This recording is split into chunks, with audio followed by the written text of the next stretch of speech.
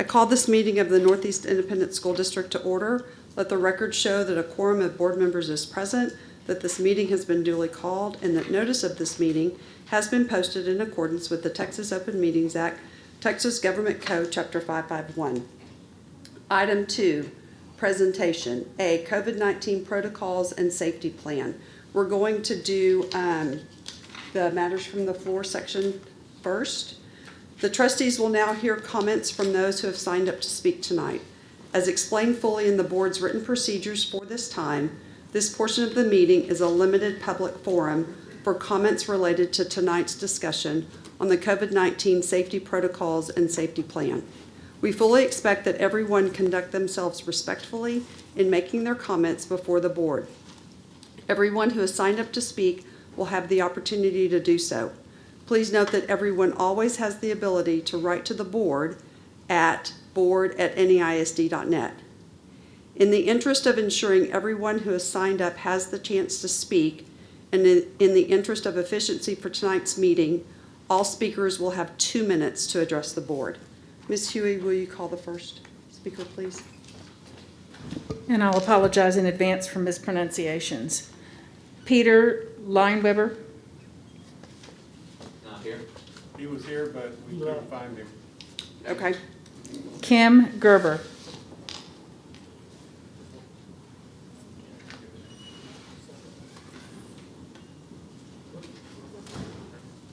Hi. Do I just start? Yes. Okay. Hi, I'm Kim Gerber. I have 2 young children at Hidden Forest. They're in kindergarten and 2nd grade. And I've prepared a little something. Since the beginning of this pandemic, both the governor's office and the TEA have listed children younger than 10 as exemptions to the mask mandates. Preschools across the city with the same age children as our younger grades have been operating without student mask mandates since September. There have been no school closures or outbreaks. Couple this with all that we have learned about the virus, and young children account for only 13% of the cases. It is now time we prioritize the emotional, mental, social, and academic well-being of our students, especially those in the younger grades. We know of many health risks to all-day mask wearing with these young kids. Tests showed a child's mask contained 82 bacterial colonies and 4 mold colonies. Personally, my 7-year-old has been fighting this on and off facial yeast rash that has required a prescription to heal. I am curious, have any of you had to mask your 5-year-old, knowing that he will be learning the foundations of phonics, the basics of being in school, understanding key social and emotional cues, all while his face and those around him are covered? As adults, we can all identify the mental toll this past year has taken. Children have a harder time with this, and right now my own kids are fearful to go places without their masks. They view themselves as walking hazards to those around them. This cannot and should not be normal, and there is a reason for this age exemption. With the recent news from Governor Abbott lifting all mask mandates and with the vaccine now offered to all teachers and staff, I believe it is reasonable to begin rolling back some of our COVID protocols. First, and most urgently, making the mask wearing a choice of each family. Right now, our children are not even getting a break from their masks while outdoors, and this is not rational. The CDC has stated that virus transmission while outdoors is incredibly low. This week, we're going to hit temperatures in the 90s, and to me, this is a major health risk thinking about my kids outdoors in the heat with their airways covered. That's time. Your time's up. Thank you. Okay, thank you. Daniel, and I'm sorry, I think it may be Herberger? Herberger, yes. Okay, I'm sorry, I couldn't read So it. think of a burger, it's not his, it's hers, and it's super easy to remember. Go ahead. All right. My name's Daniel Herberger, and I am a staff member at Tex Hill Middle School. Are we teaching children to follow science or political pseudoscience? For the first few months, the hypothesis was still being tested, but after almost a year of 15 days to slow the spread, the result is pretty clear. You can get COVID with or without a mask. Remember when Lysol was the solution, or when we were told to not touch surfaces and then our masks? Imagine how many times kiddos do this in a given day. Just yesterday, my best friend, who has been ultra cautious, got COVID. I've never gotten COVID, and I haven't been that very cautious when outside the school setting. I have asthma, and therefore at a higher risk, but I also have common sense. For people with asthma, any obstruction breathing is a big deal, but not during the 2020 blanket rulings. I also know that masks that masks quickly became a political issue the moment former President Trump decided not to promote them, and after Dr. Fauci said they weren't necessary. Imagine if Trump was a pro-mask person. I guarantee you the narrative would be very different. Masks would mean some sort of racist tool to oppress minorities. Keep in mind, I'm a minority member. Spanish is my first language. Any ISD families come from diverse political backgrounds, but they also share the same desire for well-being of every child. Nevertheless, we cannot confuse safety with safetyism. Otherwise, we should start looking at the cafeteria menus that might, in the long run, present health challenges to students. Given the time limitations, I will not elaborate on the pedagogical challenges as a permanent mask poses, but I would say by letting masks be optional, any ISD will be engaging in a true experiment, more aligned with science than with politics. If things go south, we can always meet again and redirect. However, keep in mind that Comal ISD students are still alive with current 16 active cases as of today, and their mandate was removed 3 weeks ago. CDC reports that Texas has had a total of 44 deaths. That's time. All right, thanks. Cynthia Blanco.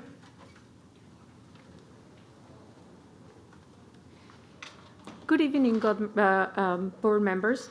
My name is Cynthia Blanco. I am a board-certified pediatrician and a neonatologist. I am also a concerned parent of a child with chronic pulmonary disease who attends an NAISD school. I would like to address the board about the risk of not following the CDC and metropolitan health guidelines regarding the use of face masks. If the board decides to lift off the face mask covering other mitigation efforts, it would not only be going against the advice of medical professionals, but will widen the gap in education and increase disparities. These disparities will disproportionately affect medically fragile populations, Hispanics and African Americans.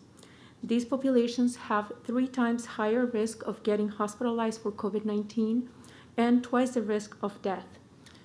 We have strong scientific evidence that one of the key mitigation strategies for COVID-19 infection is to wear a mask. The American Academy of Pediatrics strongly endorses the use of safe and effective infection control procedures to protect children and states that face masks can be safely worn by all children 2 years of age and older, including those with underlying health conditions. There is no evidence that wearing a face mask changes oxygenation and ventilation under any circumstances. My daughter has a chronic pulmonary condition that requires utilization of multiple inhalers and other treatments that help her breathe. She was able to exercise and play sports at high school with a face mask all the time, throughout the season, and without any problems. She has been wearing the mask since the beginning of the pandemic and has not contracted COVID-19. She has been attending virtual learning, but she was able to attend school because of the mitigation efforts that NAISD has provided from the beginning. And the NAISD coaches followed all of these mitigation guidelines to decrease the risk for her. That's time. Thank you. Candy Trefero.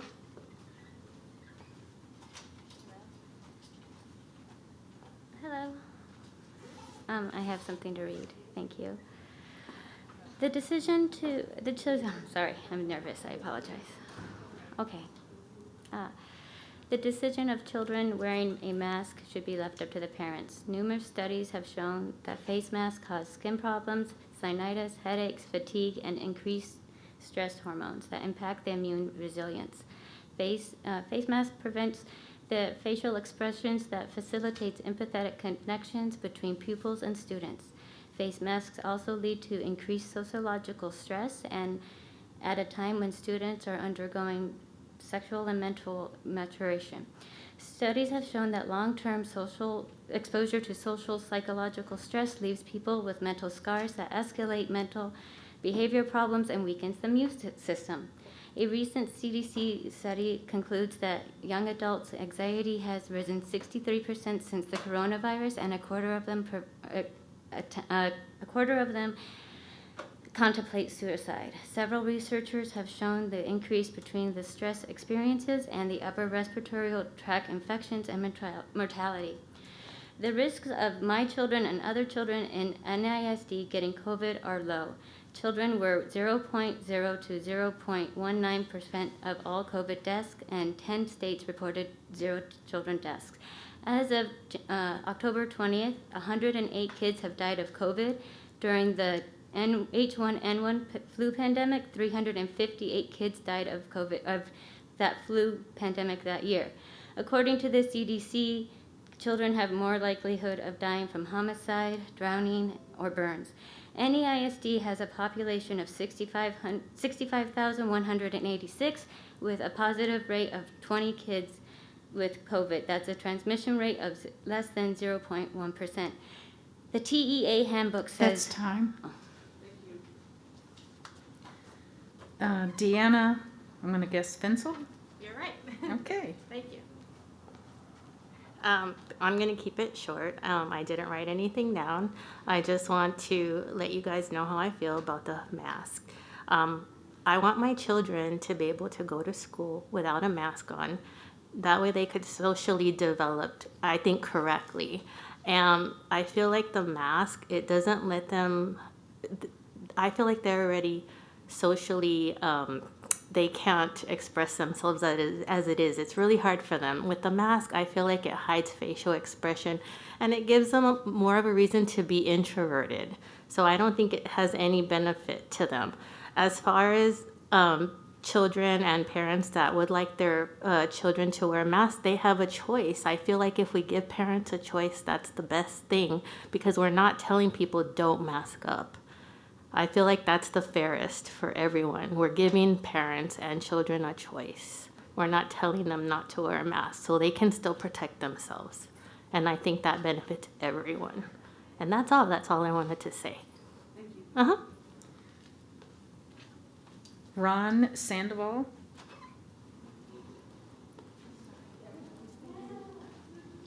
Hello, everyone. I'm here to share some information which risk management may already have.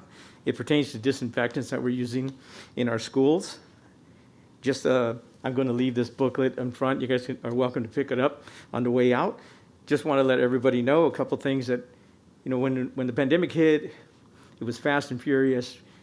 The vetting time to find the right product for a specific need, especially where there's children, was limited. And therefore, maybe it's time to take another look. There are 4 categories of disinfectant, with one being the most hazardous for the least.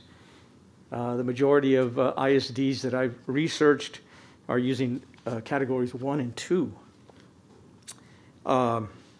Disinfectants are registered by the EPA as pesticides. There are over 500 N-list EPA registered disinfectants that we can use, and they're not all category 4. We want to talk about, the application. We need to fog the air more so than touch points. So the book tells about products and techniques, and I think it could be useful, and it may have been overlooked because we needed something quick, and we had to believe what was available and local. So just to give you all a little more information about the actual product, long-term effects, those kind of things, I'm going to leave these up in front here, and I thank you all for your time, and hopefully it's useful.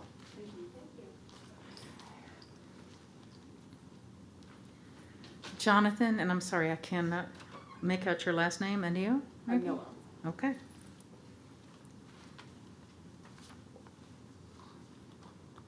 Hello, my name is Jonathan Anello. Thank you for making this time for the meeting and having the community come and speak to you. I had some personal prepared remarks, which has taken me about 4.5 minutes to read. I can't give you, therefore, my personal testimony to lead into my argument, so I'll just start with the argument with the time that I have. I'll email my full comments to you. Hopefully you can find the time to read that.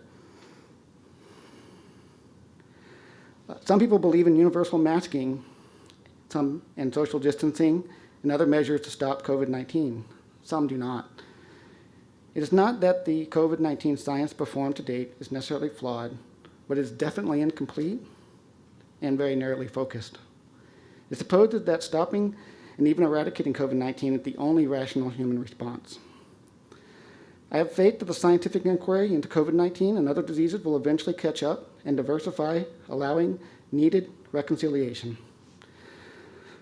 Much as our constant investigation into the universe, and with the connecting of subatomic phenomena with astronomy and other scientific fields, has allowed for the reconciliation of scientific and biblical explanations of creation. In the meantime, one central question before us is this: should one camp impose their beliefs onto the other via mandates? As I hear and see the negative interactions that have occurred between mask wearers and mask non-wearers, it occurs to me that the answer is no. On the one hand, mandates likely have achieved their desired effect, very quick and very high compliance, at least for a time. On the other hand, the cost has likely been mass dissent and less, but not more, actual long-term adaptation, if indeed that is what is actually needed. However, we have done mandates, and we have seen the difficulties associated with lifting them. So the more important immediate question before us is not when will we lift the mandates and return to normal, but how can we do so with minimal friction? That's time. That's time. Okay. Thank you. You're welcome to email board@neic.net. Thank you. Have a nice evening. Thank you. Robert Kate or Cater? Peter. Okay. Good evening. I'm Robert Cater. I reside at 630 Indigo. I had to say thank you for your resilience and your mitigation during this COVID pandemic. You have not disappointed me. But with that being said, with such low numbers of spread, 0.5%, inversely, that means we were 99.5% effective in being a bulwark against the spread of COVID-19, which I believe masking played a huge part in that bulwark, as with distancing, tracing, and just taking care of the faculty and staff here in the district. That being said, I like to remind the community, we're going to have kids back. We got to have kids back safely. I talk to parents. They're all about bringing kids back safely. And the only way to reassure these parents to bring our students back to us is having this mask mandate stay in place and follow the CDC guidelines the best we can. Because if we don't work together, how can we be successful? At the end of the day, when I reflect, I have a visual memory. People I work with, students I teach, my memory, I don't see them with the mask on. I see them as we are, maskless. And that was an enlightening part of my journey through this COVID-19, reflecting on all the stresses. So it's just really, and we can see smiles. When someone smiles, their cheekbones raise, their eyes are lit up. And I'll tell you what, the kids are norming wonderfully. They're very respectful. They follow guidelines. Yes, you're going to have a few strays, but on balance, they've been very good. And I think we could get back faster if we just maintain. That's time. Thank you. Dr. Teresa Barton. Hello. So my name is Dr. Teresa Barton. I'm a board-certified pediatric infectious disease specialist. And I was invited here by a parent in your school district to give my opinion. So I have 18 years in clinical practice in pediatric infectious disease. I've worked with research in vaccines and in respiratory virus transmissions, and a long clinical experience with HIV. I think I understand pretty well how viruses behave, and I think that I'm not really here to provide, any opinion about philosophies or psychology or politics. That's not my realm, but I do have some insight in viruses and viral transmission. And so I know that there have been a lot of politicization about masks and a lot of controversy and questioning about the effectiveness of masks. You know, we've been using masks for centuries in the medical system, going back to the plague, to prevent transmission of infections. And we've been using them in our modern healthcare system to reduce infections within hospitals, and we wear them every day. We know that they work. There are myriad studies, pre-COVID and since COVID, a huge flurry of studies looking at mask effectiveness of different types of masks, which actually was information we didn't have prior to that, which is actually kind of useful. And we know that masks are effective. They vary depending on the type of a mask, but anywhere from 50 to 80%, effectiveness at reducing viral transmission. So why is that important? I think that we all want to get back to a normal functioning society where our schools are open and our economies are open and everything is moving along. And the way that we do that is by, okay, thank you. Thank you. You're welcome to email the board if you have more information that you'd like to share. I will, thank you. Holly Wayment.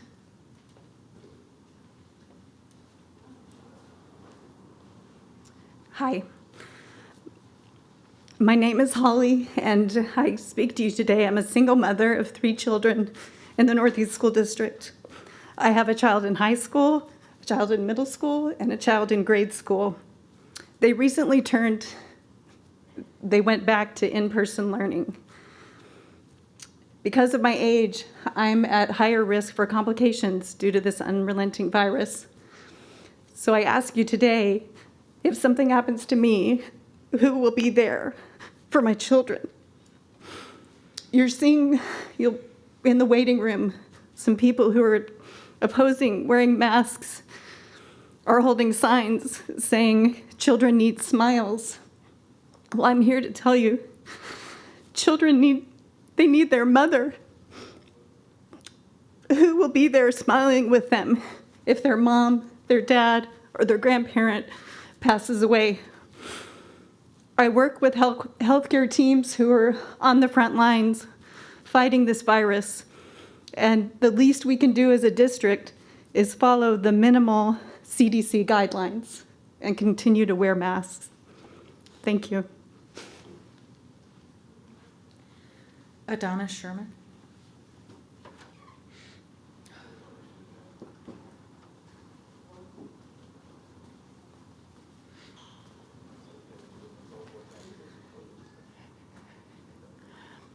President Grona, ladies and gentlemen of the board, Dr. Micah, executive staff, and community members. My name is Adonis Sherman, and I'm the president of the Northeast Education Association, and I'm here tonight representing our membership. I'm here to ask you to please continue the current protocols regarding face masks as they are in place. With the new COVID variances and cases starting to rise, we have all come too far, and it's a simple ask to wear a mask. To start requiring masks at this time would only cause us to fall back in the fight against COVID and put all employees as well as students at higher risk. NEISD has done an excellent job in presenting their vaccine protocol for teachers and recently in the last several weeks for staff. This past week, NEA surveyed our members, and here are some of the responses. 88% of our members are in favor of keeping the mask mandate. We also had, I need to tell you, there's a 9% variance of members we have that are not in the classroom. So if you add that are not actually classroom teachers, all right? 85% say that they depend on those PPE protocols every day to do their job successfully. Y'all have done a great job with the PPE. You've supplied us with all the things we need. We have plexiglass, we have sanitizer, and 88% of our membership states that they clean their rooms after every class period, still to this day. So y'all have done a great job with putting all of these things in place. And 88.4% of our membership stated that they would continue to wear a mask even if you decided not to have the protocol for the rest of the year. Students and staff are accustomed to wearing face masks at this time, and with only 2 months of school left, we hope that NEISD will decide to stay strong and continue the fight against COVID-19, giving time for all NEISD staff to get their second vaccine. That's time. Before we change it. Thank you. Holly Ronco.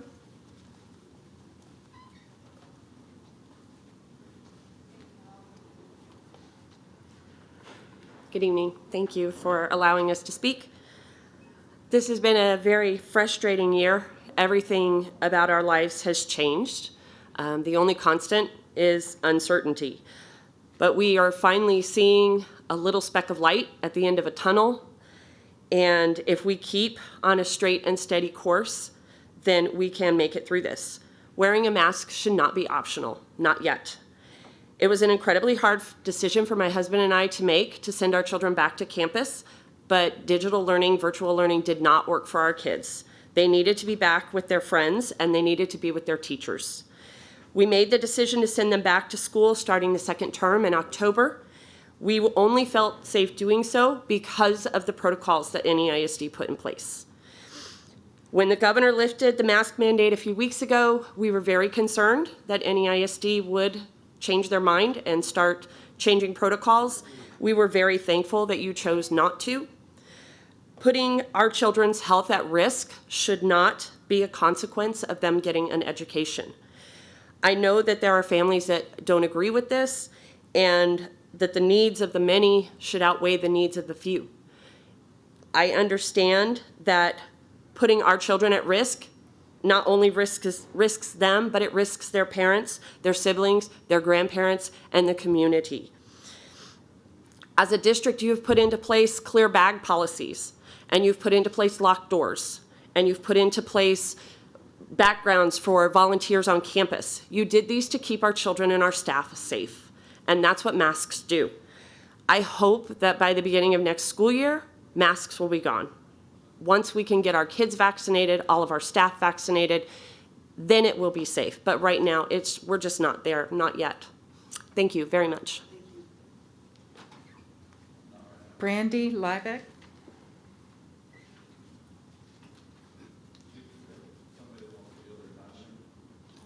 Hi. My name is Dr. Brandy Liebeck. I'm a board-certified internal medicine physician and active duty service member serving here in San Antonio. But most importantly, I'm the mom to Olivia, Robbie, and Luke. All three of my children attend NEISD schools. As a physician, I've been on the front lines of the COVID-19 local surges in July 2020 and again in January 2021. I know the toll this disease has taken on our health and our kids' education. My children, though, did return to in-person education in October 2020. At that time, I had to weigh the possible risks of bringing home the COVID-19 vaccine to my family before there was a vaccine versus their improving educational experience. I'm happy to say that they are thriving and are much happier in in-person education, and we've all remained healthy, mostly due to the awesome COVID-19 protocols currently in place. Some may ask why my husband and I took the risk. The answer is simple. Hand hygiene, social distancing, and masks work. It works in hospitals, it works in schools, and in stores, it just plain works. These measures are all I had to protect myself from COVID-19 in the hospital, and even though I've already received my vaccine, I still continue to do the same measures at work and in my personal life. For the first time in over a year, the COVID-19 vaccine gives us a true optimistic outlook on that we can return to school and normal daily life. But optimism for the future, not yet. It is too soon to remove masks in schools. I've outlined a couple of my points below. Number one, cases locally in San Antonio have plateaued, not disappeared.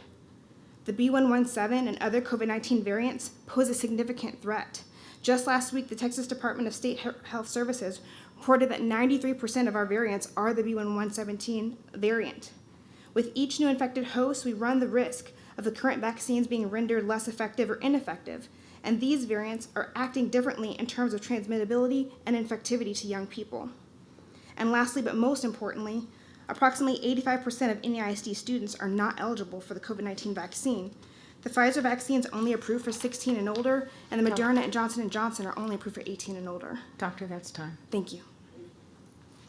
You're welcome to email the rest of the board. Thank you. Carla Brennan.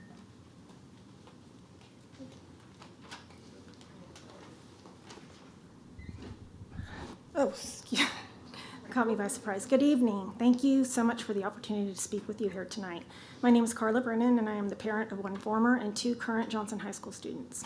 I am here this evening to voice my opinion that the district rescind the compulsory masking of our kids and allow masks to be optional for students on campus. To date, 88 ISDs in Texas serving approximately 208,000 students, including Comal, have lifted the mask requirement in most classrooms. One of the first things I'd like to discuss is the fact that data and hard evidence should be paramount in the determination of your decision. Unfortunately, there have been so many audacious and ridiculous claims about the effectiveness of masks, it's become almost impossible to separate fact from fiction. The truth is, however, that there is a great deal of evidence showing that masks provide little, if any, protection against respiratory airborne viruses. There have been multiple randomized controlled trials conducted on various types of masks, and each reveal that they make no statistically significant difference than not wearing a mask at all. In May of 2020, a collective study by the CDC found that although mechanistic studies support the potential effect of face masks, evidence from 10 randomized controlled trials of this measure did not support a substantial effect on the transmission of influenza-like illness. In addition, another study done by the Center for Evidence-Based Medicine at Oxford University looked at 6 international RCTs and concluded the same thing, that cloth and surgical masks do literally nothing to prevent transmission of viruses in the general population or in clinical settings. Furthermore, there is no evidence that kids are super spreaders of the virus and in fact rarely pass the virus to adults. Every single country that has studied child transmission has now found no meaningful child to adult transmission out of millions of cases. Finally, I'd like to just address the detrimental effect that mask wearing is having on our kids. An October 2020 German study involving almost 26,000 children revealed that there are negative impacts on the social, physical, psychological, and behavioral health of children may be far more widespread than reported. It's time. Oh, okay, thank you. Appreciate it. I have documentation. Is it better if I email it to you? Sure, that'd be great. Okay, thank you. Janine. Sorodiak. Okay. It's hard. Thank you. Hi, my name is Janine Sorodiak, and I have a 3rd grader NEISD and twins who are 5 that receive speech services through Northeast. I am also an NEISD alum, and I love this district. My twins were going to attend pre-K at a Northeast campus this school year. My twins are 5 and have an IEP. Due to wearing masks, we decided it was against their best interest and would hinder their speech development further to wear one all day at school, so we sent them to private school, even though Northeast was our first choice. My twins are continuing to receive speech at Northeast at a campus which we love twice a week. They, along with their therapist, have to wear a mask during their speech sessions, even though they are the only people in the room with their speech therapist. It has negatively impacted their ability to mimic sounds, and they are missing out on quality speech instruction due to the mask. I ask you to please reconsider the mask policy for students who receive speech services. Let them take off their masks during their speech sessions so that they may receive the high quality speech instruction that I know Northeast is capable of and that they deserve. Please, thank you. Lindsay West.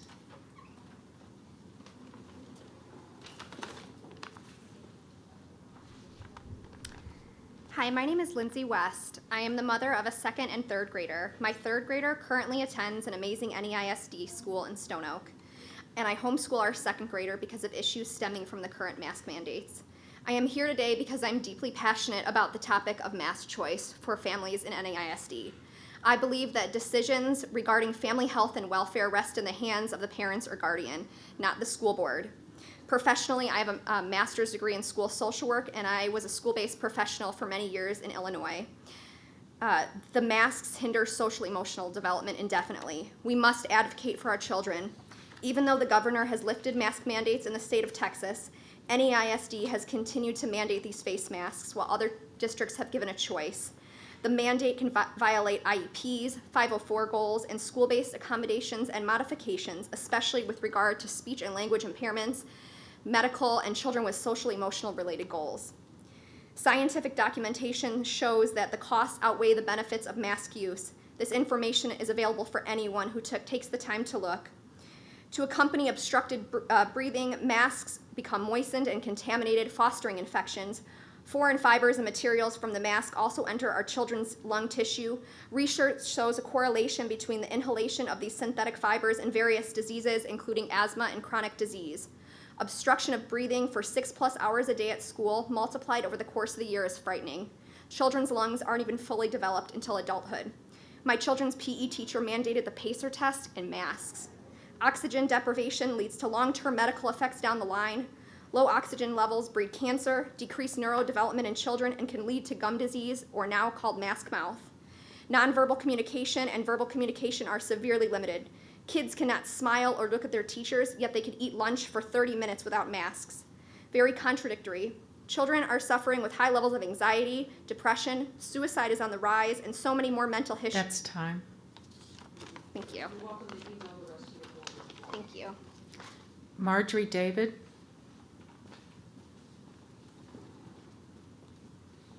Hi there, I'm Marjorie David. Dr. Marjorie David. I'm a board-certified molecular pathologist. According to the City of San Antonio dashboard, the number of new cases per week has actually slightly increased over the last few weeks rather than continuing to decrease. The number of new cases 3 weeks ago was 877, 2 weeks ago was 912, and it was 1,139 for the week that just ended on Sunday.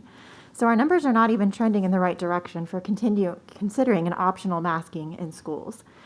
In addition to this, the more concerning SARS-CoV-2 variants that are labeled variants of concern by the CDC continue to circulate and grow in prevalence in the U.S. In some studies, the B117 or UK variant has shown 50% increased transmissibility and likely increased severity of infection. This B117 variant is growing in prevalence in the U.S. and now makes up 7% of cases in Texas. Young children, particularly elementary school-age children, will likely be among the last to be vaccinated. So elementary schools in particular could potentially become reservoirs of these variants of concern. Given this, I feel requiring continued masking practices in elementary schools should be a public health priority in San Antonio. The CDC guidelines for K-12 schools, which were last updated March 19th, recommend universal mask wearing, and that students remain 3 feet apart regardless of whether community transmission is low, moderate, substantial, or high. The decisions NEISD makes for the mask practices of their students and staff affect the health of students and staff, their families, as well as the health of the community of San Antonio. While I do believe there will be a time in the future that our children will not need to wear masks in the school, that time is not now. For the safety of our children, NEISD staff, and our community, NEISD should continue to require mask wearing for students and staff. Thank you. Jill Harris.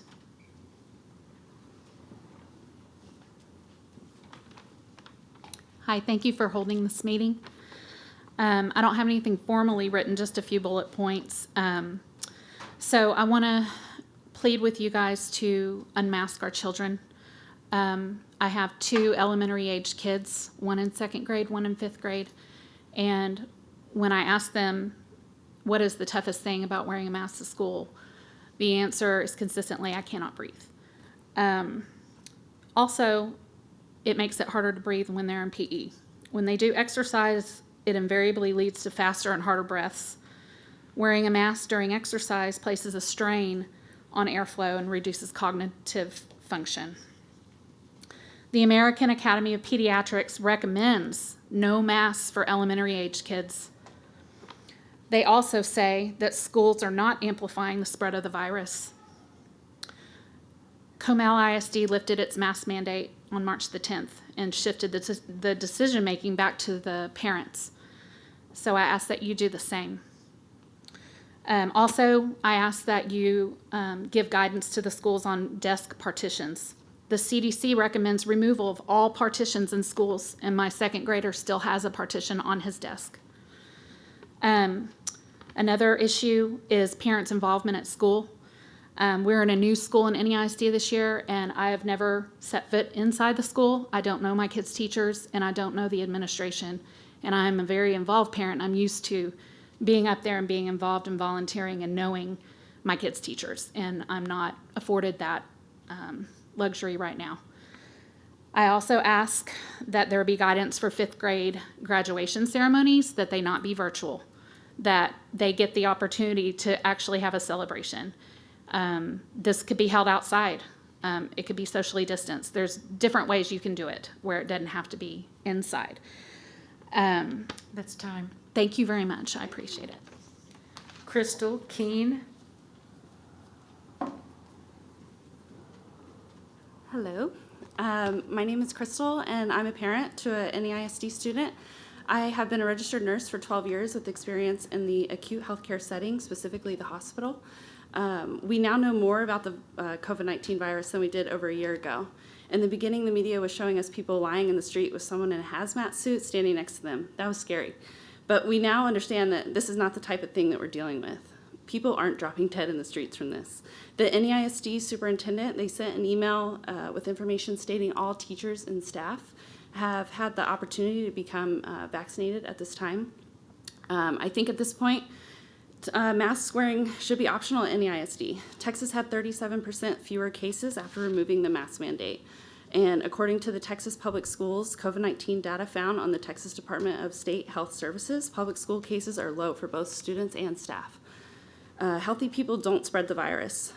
Fresh air, proper diet, sunshine, and being active is most effective to maintain our health.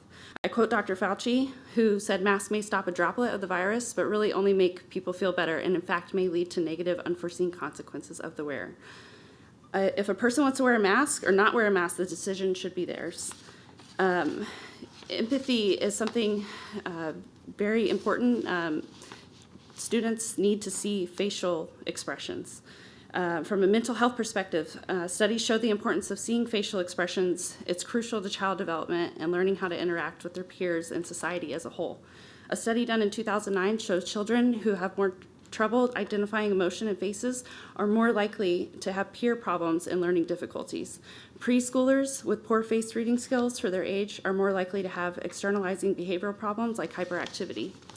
If they're shy, they may suffer from anxiety.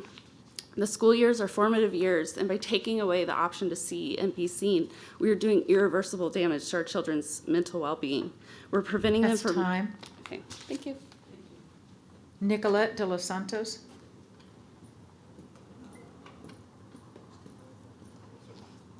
Hello, and thank you for this opportunity. My name is Nicolette de los Santos, and I have 2 children who attend NEISD schools. I believe with great reason that masks should be optional for in-person instruction. I'd like to point out that according to the TEA guidelines, the mask requirement does not apply to any person younger than 10 years of age, except where a school system determines it is developmentally appropriate. What about your students who need speech therapy in schools but cannot developmentally excel because they need to see mouth and tongue movement, which is hindered by mask wearing? When is wearing a mask ever developmentally appropriate? The TEA also states that masks should not be worn while exercising outdoors or engaging in physical activity outdoors. My daughter has mentioned to me that they are made to wear their masks during running and exercising. According to the World Health Organization, masks should not be worn while exercising as they make it hard for breathing comfortably. They also build up sweat, which makes the masks more ineffective and promotes the growth of microorganisms. As of today, 86 ISDs have already decided against mask mandates. More than 56 million people in the U.S. who have chosen to do so have already been vaccinated with the COVID-19 vaccine. Our most vulnerable populations have already been vaccinated. The risk of infection continues to decline. Why must our children still suffer with these masks if this is the case? They are not responsible for making fearful adults feel safe. We know the masks don't work against respiratory illnesses like COVID because surgical masks and cloth masks only protect against viruses that are 3.0 microns or greater, and the COVID virus is less than 0.1 micron. The mask may hold in the moisture, bodily fluids, but not the virus. Our children wear masks for 8 hours a day, longer than most segments of the population. We do not know the risk of long-term mask wearing in children. For many children, mask wearing exacerbates anxiety, panic attacks, asthma, depression, and their inability to thrive in the school setting. That's time. Thank you. Nathan, I'm sorry, I can't read it. Hinges. Okay. First of all, I'd like to thank each and everybody for being here today, giving us the opportunity to talk to you guys. I can't thank y'all enough for doing this. This is very important, obviously, to parents, both sides of the issue here.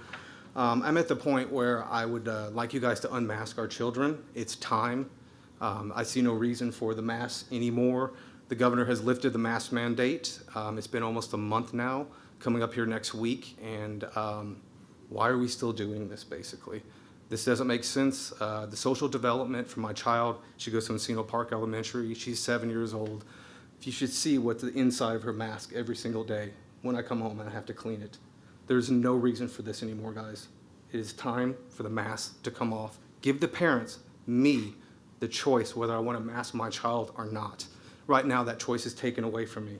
And I either keep my kid at home, homeschool, or I'm forced to send my child to school wearing a mask all day long.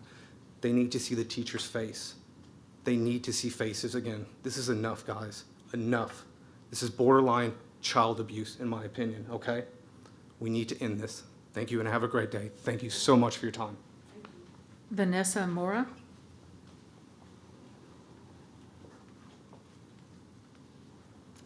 Hello, thank you for giving us the opportunity to come and speak to the board. I'm Vanessa Moore. I'm a pediatric nurse practitioner. I'm a camp nurse. I'm a Red Cross volunteer that works for the Department of Health Services. And I'm currently volunteering with the refugees that are coming through. So I have been working with children through the entire pandemic. And I have seen the various different measures that have been put in place, some better than others. I also did go to Disney World. I also went to Universal Studios during the pandemic, and I have seen those things in place.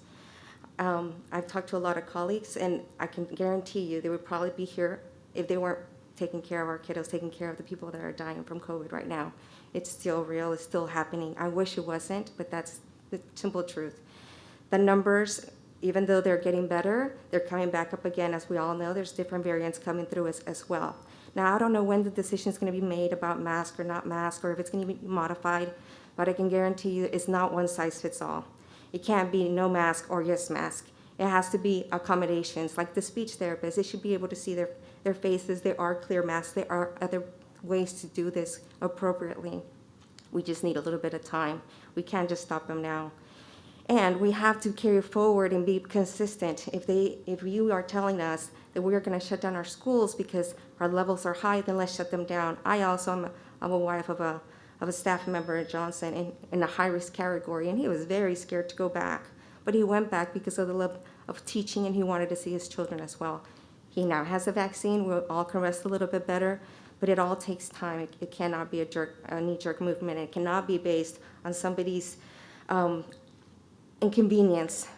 There's ways to switch out masks in the middle of the day. There's ways to keep skin clean. Again, as a pediatric nurse practitioner, I have seen these things, and we have worked with them, but we cannot undo a death, and that is not worth somebody's inconvenience. That's all I have to say. Thank you. Kelly Buckingham. Hello. Thank you for allowing me to speak today. I'm here as a mom. I have a kindergartner in the school district, and I actually made the decision to send her to a small private school because I wanted to give her the most normal school experience. And I'm here to report that she goes to Northern Hills Day School. None of the kids are in mask. There's not been one COVID case amongst the children nor the staff members. My daughter is above grade level in her education. She's thriving. She's extremely social as compared to when we run into other children that are wearing masks. There seems to be this social awkwardness. They aren't communicating, whereas my daughter is like not afraid to go up to anyone and talk to them. So I do wonder what the long-term effect would be. And there's not been any social distancing, any of the measures that the school district's taken, and again, there's not been one case. So I think that's something to look into, of maybe letting the kids decide, letting the parents decide, because that's just a positive testimony of what we've experienced.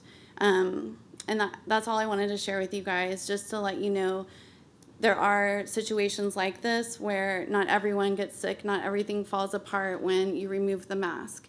And that's all I have to say today. Thank you again for letting me speak. Erica Pond.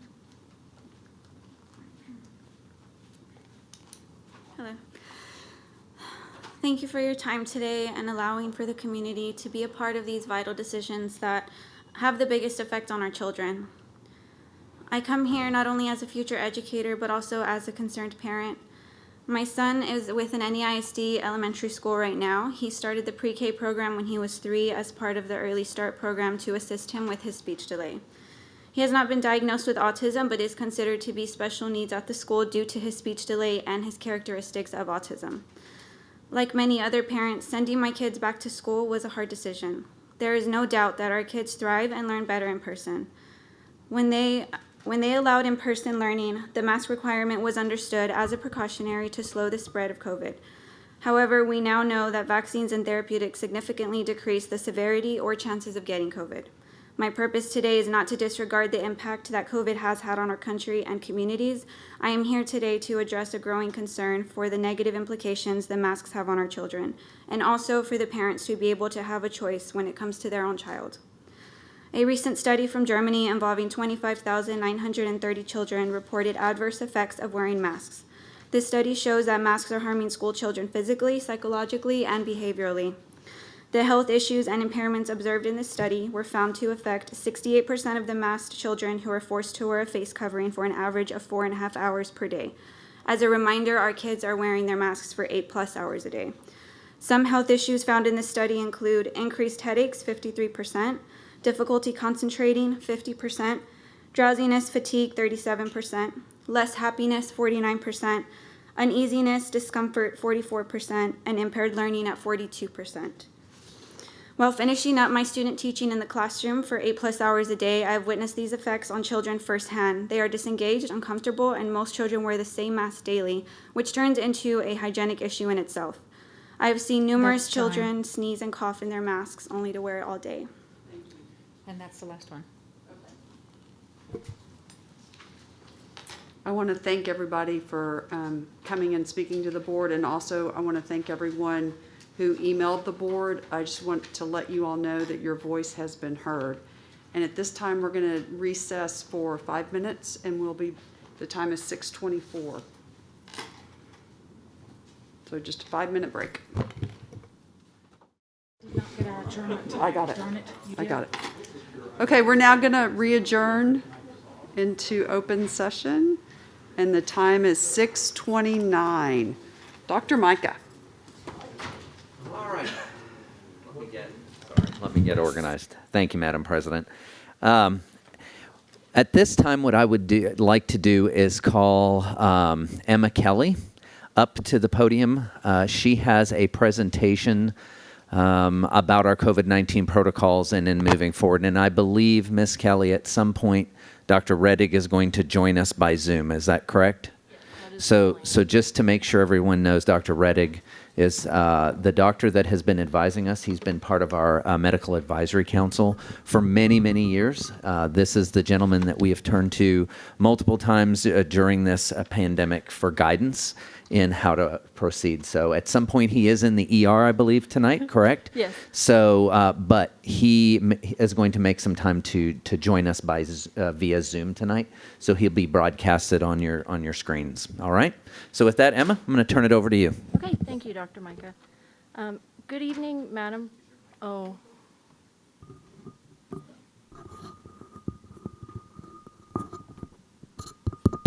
I think so. Okay. Thank you. Good evening, Madam President, members of the board, Dr. Micah, executive staff, and guests.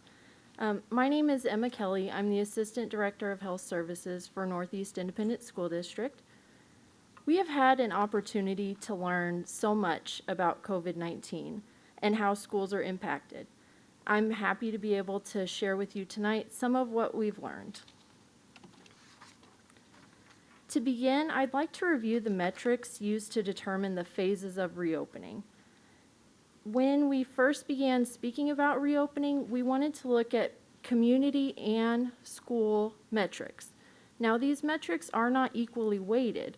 The reason for that is that schools are a microcosm of what is happening in the community. So those community metrics do weigh slightly more heavily because what's happening out around the schools, we tend to see in the schools as well. The goal of the phase-in plan was in the very beginning, and it continued to be the entire time, to keep schools open as we've moved through the different phases. We've known that as long as there are cases of COVID-19 in the community, there can be cases in the schools. In August, Dr. Micah explained to parents and employees and the school board that it could be a possibility that we would need to close a school for 1 to 5 days to conduct contact tracing if a positive case was identified on campus. Before COVID, contact tracing was conducted by the health department in cases of communicable illness. But we knew that this was going to be a situation unlike others that we had seen, and that nurses would need to be able to understand contact tracing and also some of the other recommendations for parents if they were experiencing a COVID-19 situation.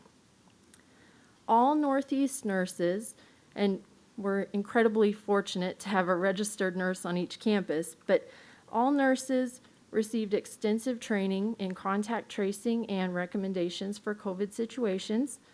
And we also hired a team of dedicated contact tracers. This all occurred before students returned to school so that we'd be able to respond quickly and appropriately. Even as the health department became inundated with cases and follow-up time in terms of contact tracing was understandably slowed, we were able to respond quickly, identify anyone who may have been a close contact to someone diagnosed with COVID-19, and make appropriate recommendations for them. This did prevent spread on campuses. When we identify those close contacts and give them appropriate guidance to quarantine, that prevents them from later on exposing anyone else on campus to the virus. The phase-in plan also allowed us to respond to trends or changes that we saw with smaller number of students before bringing larger numbers back on campus. We were able to identify any challenges and respond quickly, and before any COVID-19 situations could result in anything that would necessitate a school closure. So again, the goal of the phased-in reopening was always to keep schools open. Northeast succeeded in that goal. The district has never had to close for even 1 day for a COVID-19 related reason, and even more amazing is that not even one school has had to close for even a day related to COVID-19. In looking at this information, I went back to see how other school districts and other schools may have done. There have been dozens of schools that had to close for various reasons. In some cases, it was that they had a growing number of COVID cases in the school, that they were needing to conduct contact tracing, and in some cases it was that they had so many staff members quarantined that it was difficult for them to continue with in-person learning. There were even some districts that needed to close all of their schools for a period of time related to COVID-19. So I said that we've learned quite a bit, and one of those things is that we've been able to look at the mitigation strategies put in place and see the level of effectiveness that we've been able to see as a result of that. I think it's important to remember that while we may think of hand hygiene and use of face masks, there really are a multitude of mitigation strategies that have been put in place, and when we layer those, that's what leads to the level of safety of the environment or the activity.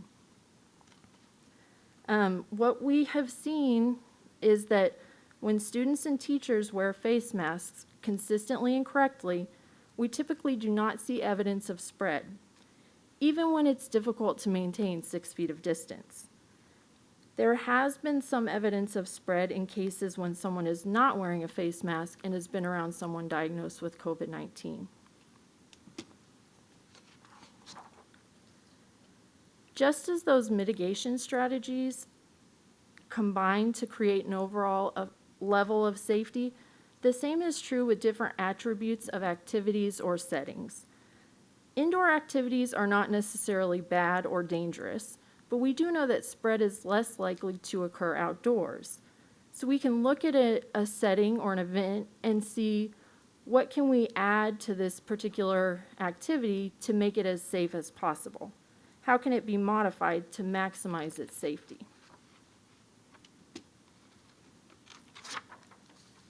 Now, determining close contact can be difficult to describe concisely. There are so many factors that go into making the determination of, is someone considered a close contact? The best place to start is with an understanding of 15 minutes or more. Now that is a cumulative amount of time over a 24-hour period spent within 6 feet of an individual who's tested positive for COVID-19 while one or both people were not wearing a face mask correctly. It can also be when there's direct physical contact with a person or with droplets from their nose or mouth. Now, not every person who's a close contact of someone who has COVID-19 will go on to become positive themselves. When we identify a close contact and recommend quarantine, the goal of that quarantine is a precaution. It's so that if they are to go on, develop symptoms, or become positive, then when that occurs, they will already have been isolated and at home and won't be in the school building when they become contagious and could possibly expose others to COVID.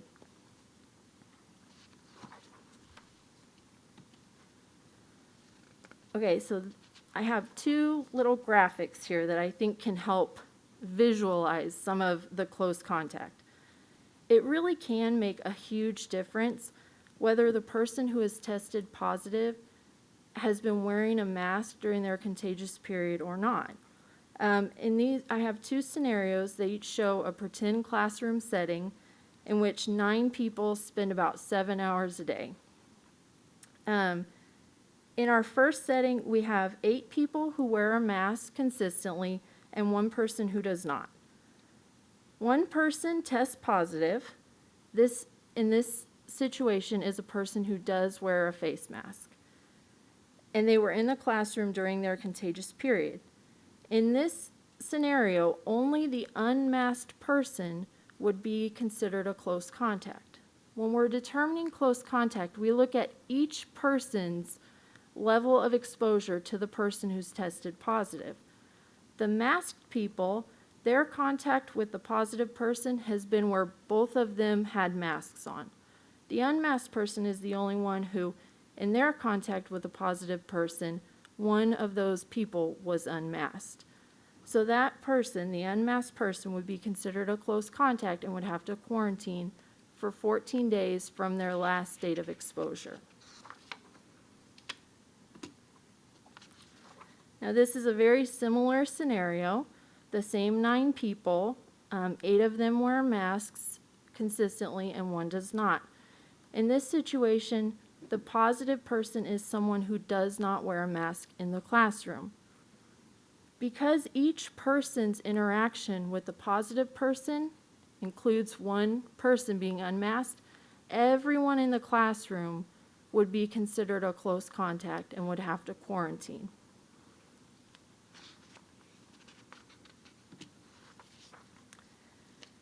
Now, I mentioned that NEISD has not had to close any schools. There have been instances, though, where every student in a classroom, just like in the scenario in the slide before, has been identified as being a close contact. And in that situation, we have closed the classroom. So the whole class has quarantined and gone virtual. Although quarantine is necessary, and we've seen that it's effective, it does have impacts on the student and on their family.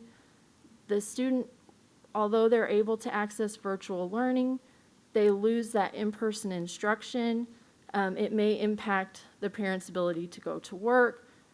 They may have while they will still be offered services such as physical therapy and occupational therapy, those services are better managed in person, just by the nature of what they are. And just loss of the other benefits of going to school in person if that's what a family has chosen. Use of face masks by students and employees minimizes the number of close contacts identified, reduces the chance of the spread of the virus within the classroom, and reduces the likelihood of a classroom closure. Just for me personally, one example that makes a lot of sense to me is to think about a surgeon. I was a surgical nurse before I came to school nursing, and surgeons wear a mask in the operating room, not because they're necessarily worried about what they may catch from their patient. They wear that mask to protect their patient from any germs that they may have in their surgical site. I wear my mask because I don't know, it does offer me some protection, but along with that, I don't know if the people around me, if they have been vaccinated, if they may be higher risk if they were to get COVID, or if they have family members who may be high risk. So here you'll see just 3 graph lines, and I just want to point out that the population size of Northeast Independent School District is very different from that of Bexar County. So the numbers on the left side of those graphs are very different. I do think, though, what is really important to note about these graphs is the general shape of them. So the top graph, the dark gray line, is the number of Bexar County cases per week. And you can see that that number peaked in January. The middle graph, that kind of grayish green line, is the Bexar County positivity rate that peaked slightly earlier in late December. That little gap in there, that's our ice storm. So that's our winter storm. And then the bottom blue graph line, that's the NEISD cases, which can be found on the NEISD website each week.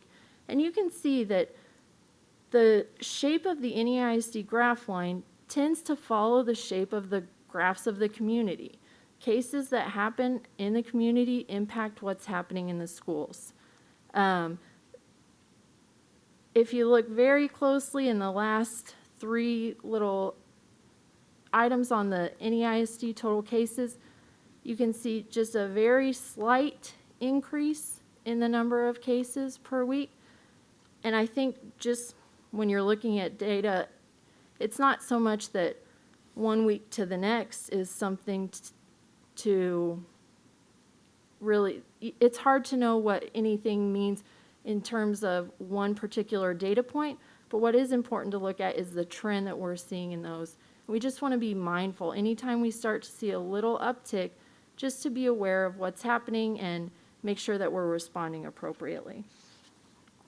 Now, the numbers for this week that just came out today are not included on this graph, but the Bexar County positivity rate stayed exactly the same. There was no change in that from last week.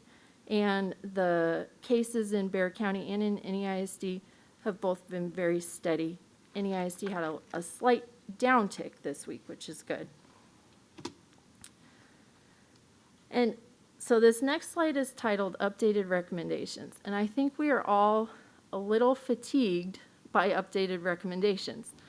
There have been so many times that CDC has put out new data, different guidelines have come out, different recommendations. And I know that that can become tiring to try to keep up with and make sure that we're following what is being put out and that we're staying up to date. I do think it's important, though, to remember that this is a novel virus, and these updated recommendations are not being changed constantly to confuse anyone necessarily. It's just that as health professionals learn more about the virus, how it impacts different portions of the population, then the guidelines are going to change. And I think one good example of that is to think back. Now, this has been a year ago, but I think we can all probably remember when North Star Mall closed for a day. That That was a situation where someone who had had COVID and recovered and had had a negative COVID test went to North Star Mall and then later had a positive COVID test. Well, at that time, health professionals didn't have the information that someone who has recovered may continue to test positive for 90 days. So they were left having to make decisions about something they had limited information for. Thankfully, they've learned quite a bit about the virus and now know that that repeated positive test within 90 days does not mean that someone's contagious. So we don't have to keep having experiences quite like that. But I think it just goes to point out how much has been learned over the past little bit over a year and why these recommendations do change. A few important updates I would like to point out that just occurred last month. The American Academy of Pediatrics does continue to recommend the consistent use of face masks by children 2 years of age and older.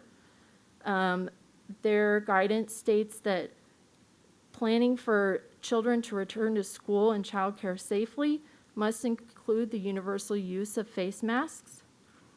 Also last month, the CDC released updated guidance stating that 3 feet of physical distancing between children in schools is safe when face masks are universal. So that's with students and teachers wearing face masks. Now, adults, it is still recommended that they continue to maintain 6 feet of distance when possible.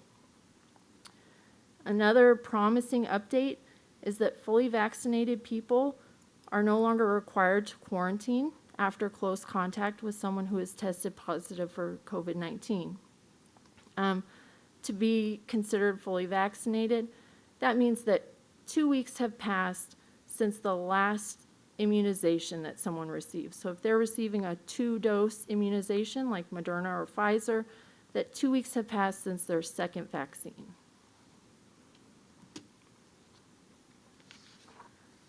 Now, because these metrics that we've been looking at are trending in a promising direction, combined with what has been learned about COVID-19, there are some changes that seem possible. These recommendations lighten restrictions for some specific activities. If the metrics, though, began to worsen, such as seeing an increase in cases in the community or in the schools, it might be a situation where we would have to pull back to the more restrictive plans. We want to allow students to have experiences, but prevent any large exposures as there are still COVID cases occurring. Classroom supplies, which can be cleaned, can be shared in a well-supervised environment in which masks are worn. Hand hygiene should still be required before and after use of all shared objects, and the objects would need to be cleaned between users, so between one student and another student using it. It is recommended that masks be optional for students at outdoor recess if the students are able to distance from each other when playing. Teachers may remove masks briefly during outdoor recess if they're more than 6 feet away from others, and it might be useful for schools to consider designating different play areas for different classes just to reduce interaction while they're playing. In terms of volunteers or visitors to campus, during the school day, campuses could allow a limited number of visitors to come onto campus, up to 50% capacity of a room. Use of face masks would be required. Visitors would need to self-screen for COVID symptoms and any recent history of close contact. It would be recommended that volunteers schedule in advance just so that the total number of visitors at any one time could be managed. They would be asked to sign in and out when coming to campus and when leaving, just to have that record of who had been on campus in case anyone did need to be contacted at a later time. And eating with students would not be permitted. PTA meetings follow largely the same guidelines. There would be hand sanitation stations at all entrances. Food and drink would not be served at these meetings. It's recommended that virtual attendance still be allowed for those choosing to do so, and social distancing would be encouraged. End-of-year parties may be able to be held outdoors if that is feasible. Masks would be required. Food and drink would be allowed if served and consumed outdoors. That food and drink should be single service and not buffet style service.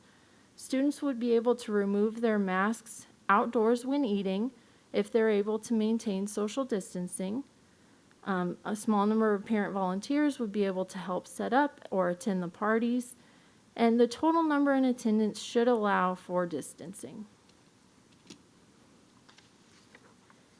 End of year ceremonies, again, up to 50% capacity of the room. That self-screening for any symptoms or close contact would be required, along with the use of face masks. Now, students, when they are up on the stage being recognized or being individually recognized and they're not in the larger group of students, would be able to remove their mask for their individual recognition. We would encourage RSVP for guests prior to the event, just so that the campus would be able to plan for spacing with enough time. Social distancing as much as possible. Again, food and drink allowed if it's consumed outdoors. Same single servings, no buffet style, and the students would be able to remove their masks while eating or drinking if they were outdoors and able to social distance. This slide looks at spectators at indoor or outdoor events. The recommendation is 50% capacity at indoor and outdoor venues. Indoors, masks would be required. They could be removed when eating or drinking if distancing between household groups was possible. Hand sanitation would be at all of the entrances. Social distancing between household groups should be encouraged. And one consideration may be an area, a no eating area where masks will not be removed for those spectators who may be high risk or who may feel uncomfortable sitting around others who would have their masks off while they were eating. For outdoor spectators, again, the recommendations are similar. In this situation, masks would be required if unable to social distance or any time moving throughout the venue. So when entering the venue, when walking to the restroom or to a concession stand, walking to and from seats, masks could be removed when eating or drinking. A recommendation would be to encourage one-way movement through the venue as much as possible, since it is an indoor setting. And again, to consider a no eating area where masks would be worn at all times.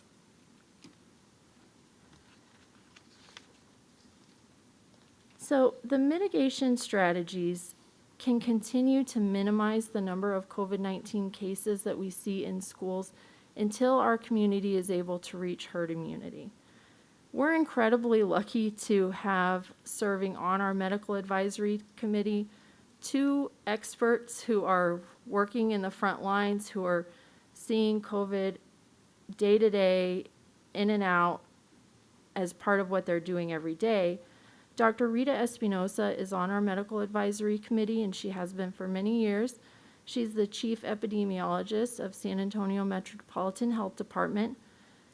And she feels that 80 to 90% of the community would need to be vaccinated before we would reach herd immunity.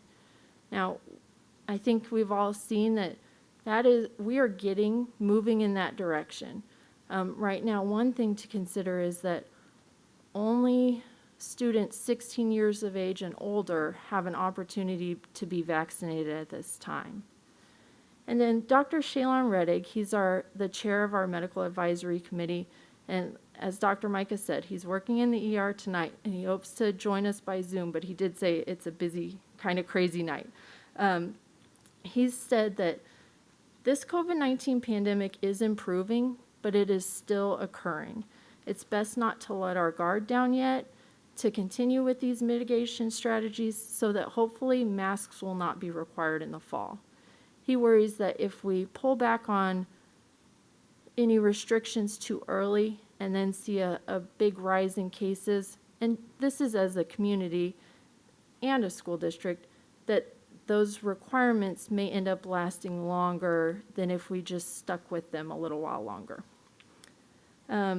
Every Northeast Independent School District employee, and that includes full-time, part-time, substitutes, temporary employees, have been provided the opportunity to receive a COVID-19 vaccine. And NEISD is also an approved vaccine provider.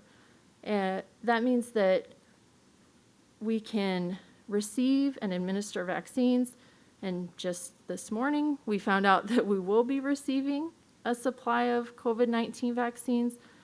This will give us an opportunity to offer vaccine to any employees who either weren't able to receive the vaccine through University Health on the earlier dates, who have maybe changed their mind about vaccination, or their health status may have changed and they weren't able to receive it previously, but now they are able to. This also gives us an opportunity to think about in the future if we would be able to offer vaccines to students if they became approved for younger people, if their parents would like for them to receive a COVID vaccine. So remaining cautious will allow us to continue to respond to changing trends, including the emergence of different variants of this virus, without seeing a spike in COVID-19 cases, which could result in having to close schools. The TEA does continue to recommend mask use by students and school employees. The Institute for Health Metrics and Evaluation has a new model that has come out showing that COVID-19 cases could be nearly eliminated by July if mask wearing does continue. And then Mr. Dan Villarreal will discuss the next two slides. Yes, Madam President, members of the board, Dr. Mike, executive staff, and guests. I'm here to talk about some funding implications as far as enrollment. Back in March, early March, we had given you an update on our first semester hold harmless. And the way it was going to be calculated at that time was TA will place attendance numbers for each eligible district, first 3 6-week attendance periods with projected ADA and student full-time equivalent numbers calculated by using a 3-year average trend of final numbers from the 17-18, 18-19 school years and estimates for 19-20. We talked about it back then because they were not including our CT and special ed pop. So at that time we said, hey, they don't hold us harmless, we might lose up to another $5 million for the first semester, the 3 6 weeks. TA came out with some information back around early March, middle March, on how to calculate your second semester, which is the 4th, 5th, and 6th 6 weeks. And what they came up with is that we have to meet 52.2%. That was our PEAM snapshot in October. So our in-person, they're going to look at in-person enrollment. So we have to maintain in 4th, 5th, and 6th 6-week semester. So right now we're at 58.6% of students who have selected to be in person. So we have to maintain that for 4th, 5th, and 6th. So if 6 weeks drops below 52.2%, and TA published that number, if it drops below that, we could lose up to $6 million in funding. And it's all or none. So say we go to 52.1 or 52, we lose out on $6 million. So it's a different calculation than they told us how to do the first 3 6-week periods. So the second 6 weeks, the 4th, 5th, and 6th 6-week semester has to be over 52.2, so we cannot drop. So just doing a calculation, if we lose 3,900 students from in-person to virtual, we would have a potential of losing $6 million. So I kind of wanted to clarify that, so because when we first talked about the first hold harmless calculation is a lot different than the second hold harmless calculation. So yeah, TA came up with those, and it's kind of funny because we checked with other districts, and their CFOs and their business people were like, "What are you talking about?" So we had to, so our neighbor to one of our neighbors was at 44%, and now they're at 55%. So they have like 11% to be able to drop. Us, when we opened in October, we had such a good enrollment that we just don't have that big a buffer like some of these other districts. So just touching base with other districts to let them know, hey, you got to look at this. And if you go to the next slide, we can show the enrollment. And the enrollment, I guess, only dropped in January. That's when we had that big spike in the city. So since October, it's been going up steadily. So we're kind of hoping that we continue that spike going up. And with that, I think it's Ms. Whitten.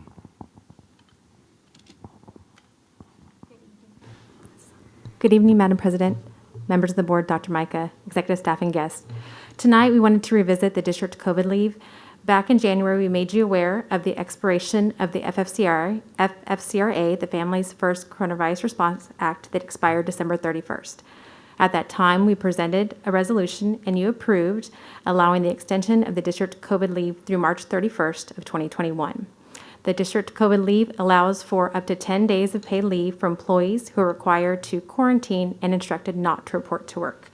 At that time, we informed you that we would possibly come back to you for further consideration if we determined there was a need to extend that district COVID leave. Currently, as Ms. Kelly informed you, all district employees, 100% including substitutes, have been provided the opportunity to receive the vaccination. The administration of the second dose for those employees that have scheduled to receive that vaccination will be completed by the end of April. Per the CDC and Metro Health guidelines, employees who are fully vaccinated are no longer required to quarantine if they are exposed and are asymptomatic. Based on this information and the trends we've seen, where we've seen lower numbers of employees being required to quarantine, we are recommending to the board that we consider extending the district COVID leave through April 30th of 2021. Thank you.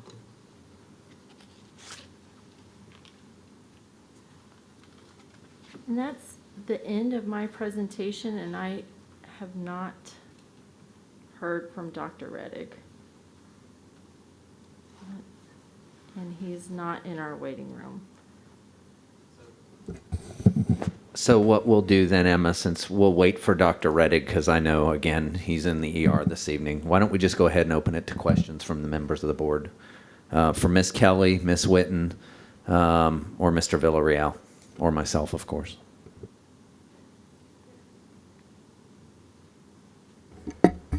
Okay, I wanted to start first. Thank you, everyone, for being here this evening, and to all of our community, like as Ms. Grona stated, that took the time to respond. But I also wanted to thank Shannon, Ms. Grona, and Peggy, all of those emails that came in, and we had hundreds of emails were replied to, and it was not automated, it was by hand. So I just want to say thank you. You know, we read every email, and we do read every email, community. I hope you're watching. So it was great to see children, students writing in, parents, grandparents, teachers.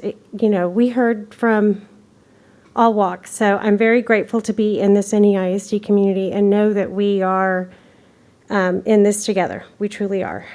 Okay, so I do have a question regarding the second vaccination period, that we allowed teachers to come in, gave them the opportunity to be vaccinated. And so should we do away with masks? And there is a case where there's a COVID positive case, so that those teachers who are not yet fully vaccinated would have to quarantine. Is that correct? I just want to, that's correct? So if a teacher who was not fully vaccinated were not wearing a mask Or wearing a around mask. positive Right. person. If that positive person was not wearing a mask, yes, they would have to quarantine. And hope that maybe they didn't catch the virus themselves, because then I think it affects the timing that you can go in for the second vaccination. Is that correct? That is correct. If someone is actively ill with COVID, so from the time they have a positive COVID test or their first symptom, for the next 10 days, they would not be able to receive a COVID vaccine. Okay. The other thing, and it's just a statement, we've had a lot of information. I did want to thank you, Ms. Kelly, for providing the updates that you did, because we heard a lot of statistics and case and studies this evening, but I think that some of the information that was stated was outdated, and so it was nice that you had the dates there that shows that the American Pediatrics do recommend that there is face mask for children, so I was glad to see that. But I did want to thank you, Dr. Micah, and your team. I know you have been working on this for a long time. It is not something that just happened overnight. You know, the ability to have graduations, the ability to have end-of-year recess, you know, our numbers are great, and to reevaluate and to look at what outside recess might look like, end-of-year parties. This was not just something that came because I'm not really sure how this came, but maybe that's a question for another meeting. But I know you have been working on this for a very, very long time, and I want to thank you for that continuation. You've never ceased. You've never stopped. You've always looked outside the box. You've always gone to science. You've always gone to medicine, and I completely appreciate that, and I know that our community and our staff members do too. So thank you very, very much for not ever stopping. I am so appreciative. Thank you.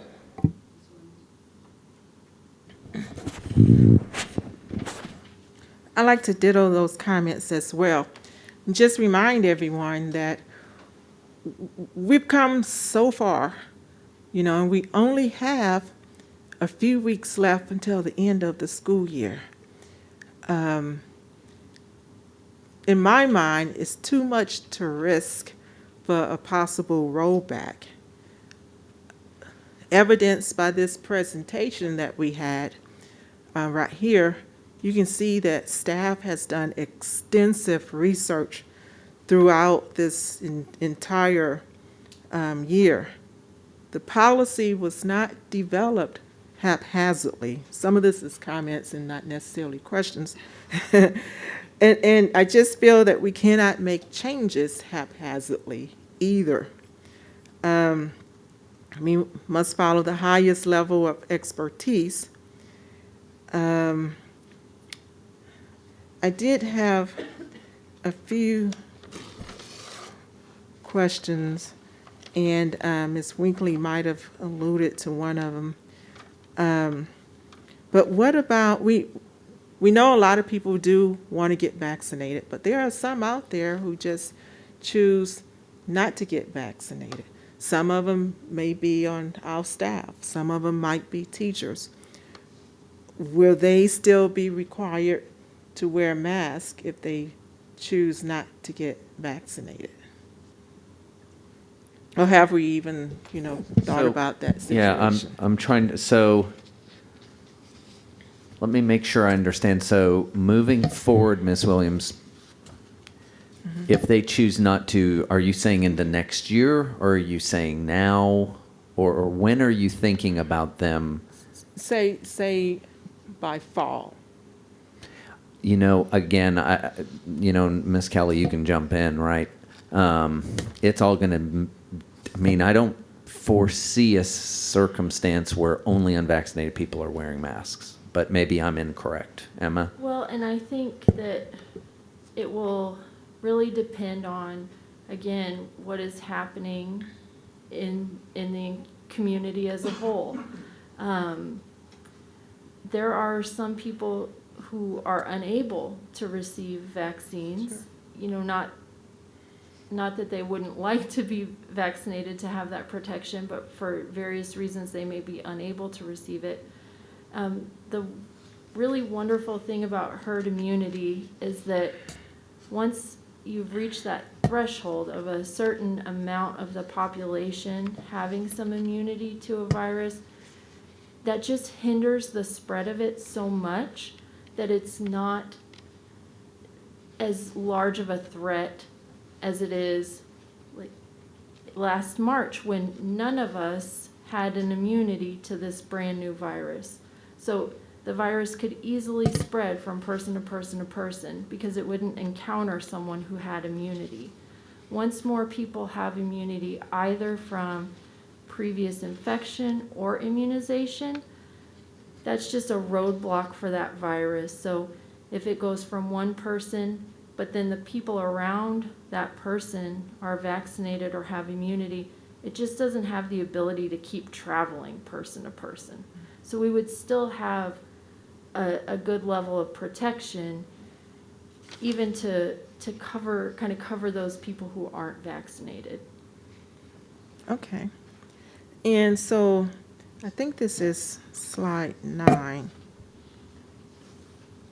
where it talks about lack of mask use impacts close contacts. Yes. And so I just made a note there. So in this scenario, it shows that a lack of mask use affects more people and increases the possibility of classroom closure. Did I interpret that correctly? Yes, that is correct. So if people are not wearing a mask and they're around a positive person, they would be considered a close contact and have to quarantine. If a person who has tested positive isn't wearing a mask, all of the people who had come into contact with them would be considered a close contact. So when one or multiple people are not wearing masks, that just increases the number of people who are impacted and required to quarantine. If both people in an interaction are wearing a mask consistently and correctly, then they are not considered a close contact if one of them tests positive. So those masks really play a big part in identifying close contacts and requiring quarantine periods. Okay. And then I think on slide, I think this is slide 20, where it talks about enrollment implications and the second semester hold harmless. Hi, Dan.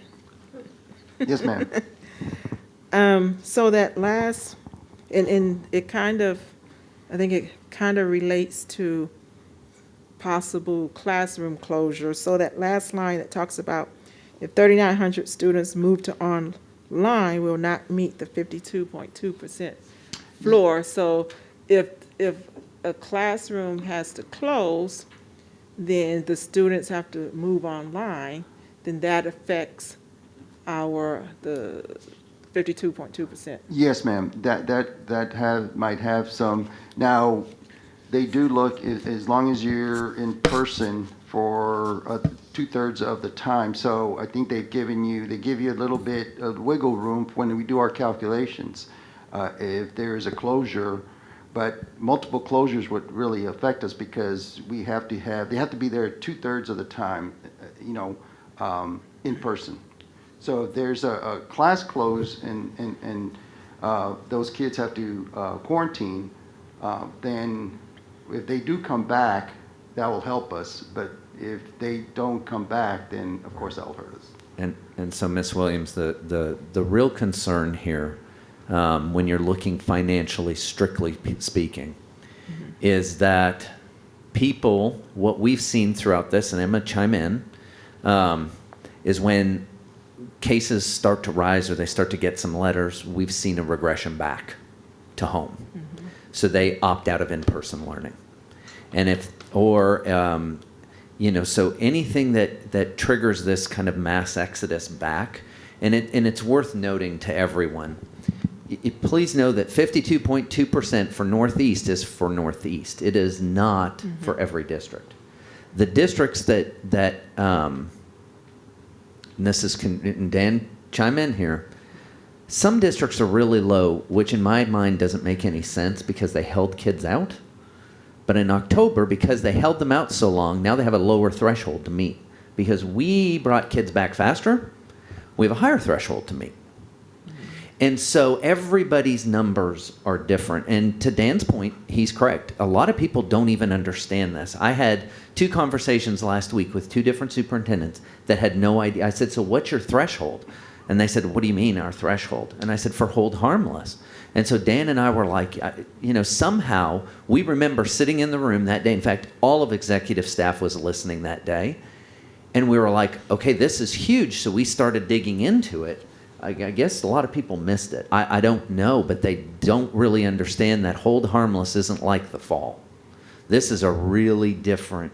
And what I understand is it's different because there were a few bad actors in the state that were playing games with in-person and, bringing them back, but then sending them back, and then bringing them back, and then sending them back, and doing stuff like that they really thought you've got to do some stuff here to keep. Because remember, the hold harmless back then was anybody that wanted in-person learning had to have been afforded to be in person. All right? But the way TEA had written all of this is a school system could say, well, you can only change your mode of instruction every 9 weeks, and we're going to hold you to it. So for us, our phase-in plan, if you guys remember, it was really every 4 weeks we allowed those changes. And we felt like circumstances needed to be the ebbs and flows with parents, that they needed to feel comfortable in making it, that 9 weeks was too long. In fact, some districts actually said semester. You have each semester. So everybody went about it kind of differently, which again, I think lends itself to they said, well, everybody's back that wanted to be back for this 9 weeks. But that wasn't necessarily true because there were other people out there. They just used that to hold folks out. Yes, sir. Yeah, I mean, there's another district, I think I might have mentioned it, their snapshot is 25%, so they brought in all their kids back, so their threshold is a lot different because they were not allowing kids back, just a few that needed it. So, yeah, I mean, when you look across the districts, when you start asking and when they tell you they don't know what you're talking about, that's kind of a scary thing, because I think they were thinking the calculations that we did for the first semester as far as hold harmless calculations, and it's totally different. I mean, TEA has a nice long page of how to calculate and what you need to look for. So. Right. Emma, would you do me a favor? Could you back up to the slide with our enrollment and in-person counts? So this is something that we've been watching very carefully, and I want to show. So if you look, we've had a slight increase, all right, since November. But if you notice, it's really not a huge swing, because what we saw pretty early on is who wanted to be in person came back. They really did. They came back pretty early on. Once we opened, we didn't see, we saw a slight dip, as you can see here. I think in November, remember, that's really the first month that we really had pretty much everybody back that wanted back.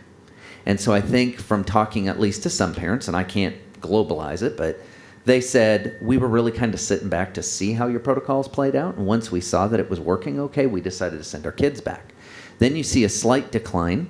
That's when COVID really started to numbers were high in our community. So we saw a slight regression, but you can see we're very incrementally creeping up. I know you all got my message where I sent out to parents to say, schools are safe, please come back. It's really time to come back. But for some folks, they're still not comfortable in returning, right? So anyway, that's just a piece. That's what we've watched very carefully since that hold harmless piece has come out, is what is really our community doing? Are we seeing wild swings and we're not? Does that mean that, I don't know definitively if that's because they love the protocols, or I don't know. But for the most part, who's back is back.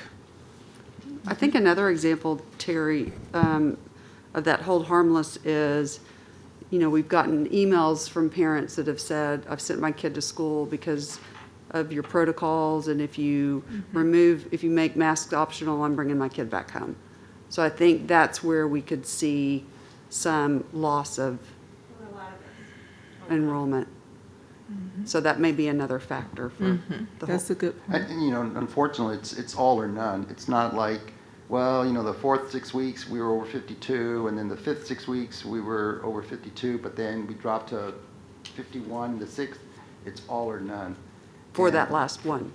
Yeah, so whatever those three show, if you dip, then, I mean, it's all or none. You don't get like, well, we'll give you the fourth and fifth, but 6 went down.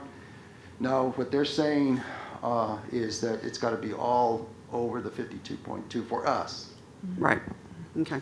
Okay. I just have two more quick questions and two more comments. So on the last slide, you mentioned per CDC and Metro Health employees who are fully vaccinated will not be required to quarantine if they are exposed and asymptomatic. How would we know if they were exposed? Would we still have contact tracing in place? And that's a question that I think we don't entirely know the answer to exactly when contact tracing will end. And I think that will be a decision that will be impacted by lots of different things. A lot of it, I think, will be guidance from San Antonio Metropolitan Health District and CDC. But yes, until we're at a place where the recommendation really is that we no longer need to do contact tracing, we're prepared to continue with that. We've really seen that because there has been so much varied guidance that families are getting, they may, and not to pick on any one group, but if they were to be in a certain organization outside of school and someone in that organization tested positive, they may get recommendations from that group just to go get a test, and if your test is negative, come back.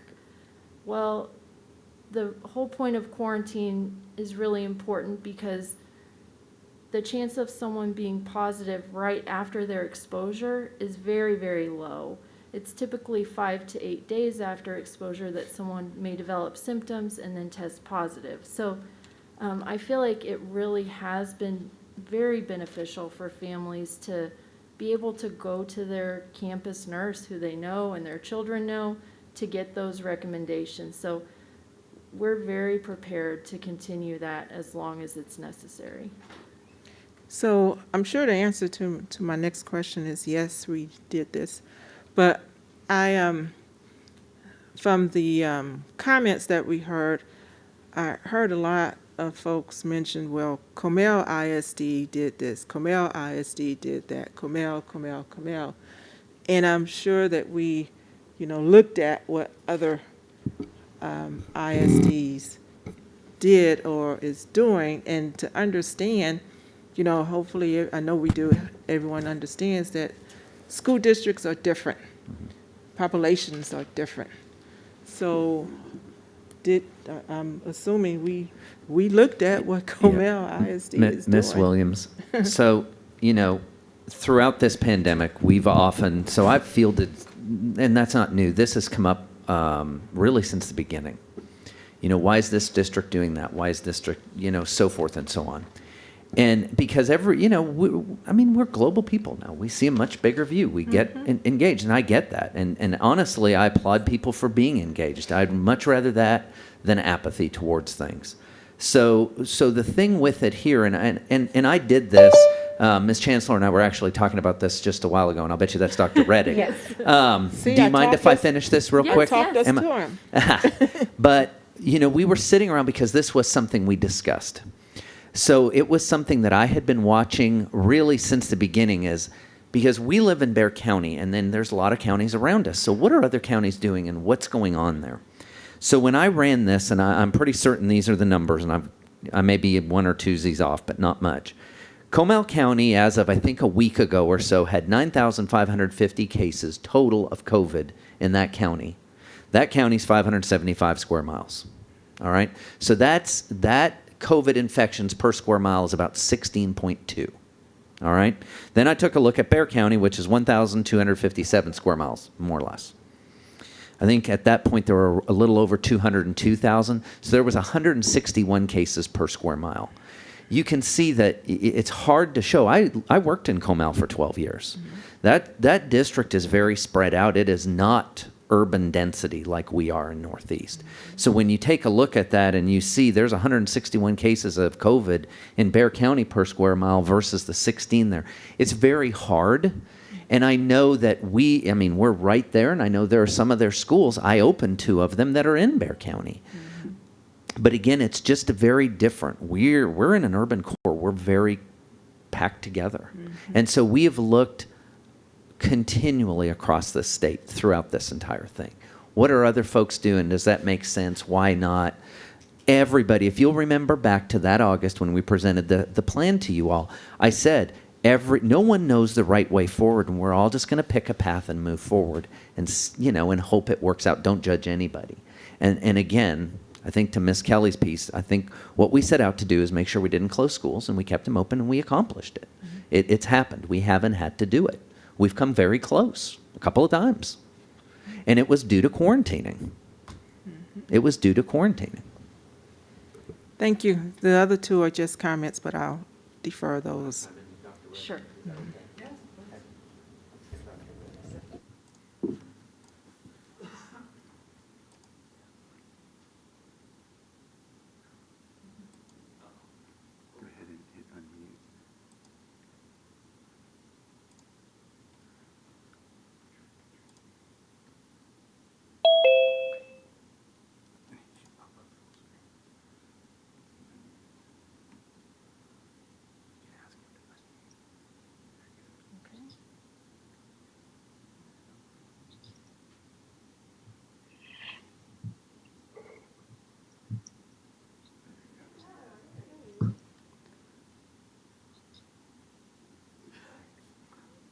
Dr. Reddy, can you see us and hear us?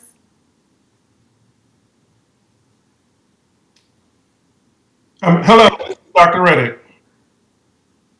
Hi there, can you hear us?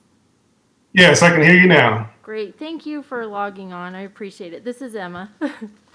Hey.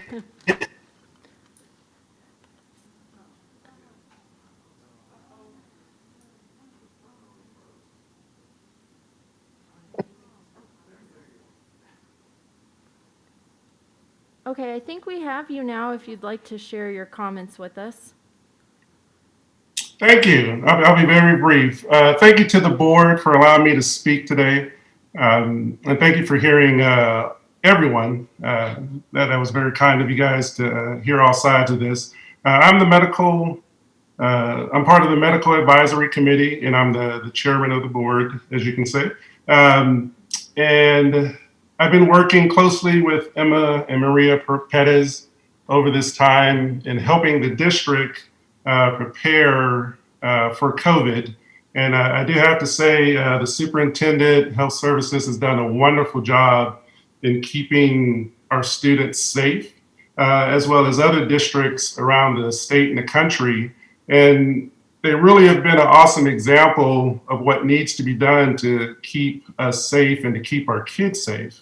And yes, we do have the removal of the mask mandate, but I always remind people that the governor in his statement asked us, he said, okay, we're getting away with the mask mandate, but he said today's announcement does not abandon safe practices that Texans have mastered over this past year.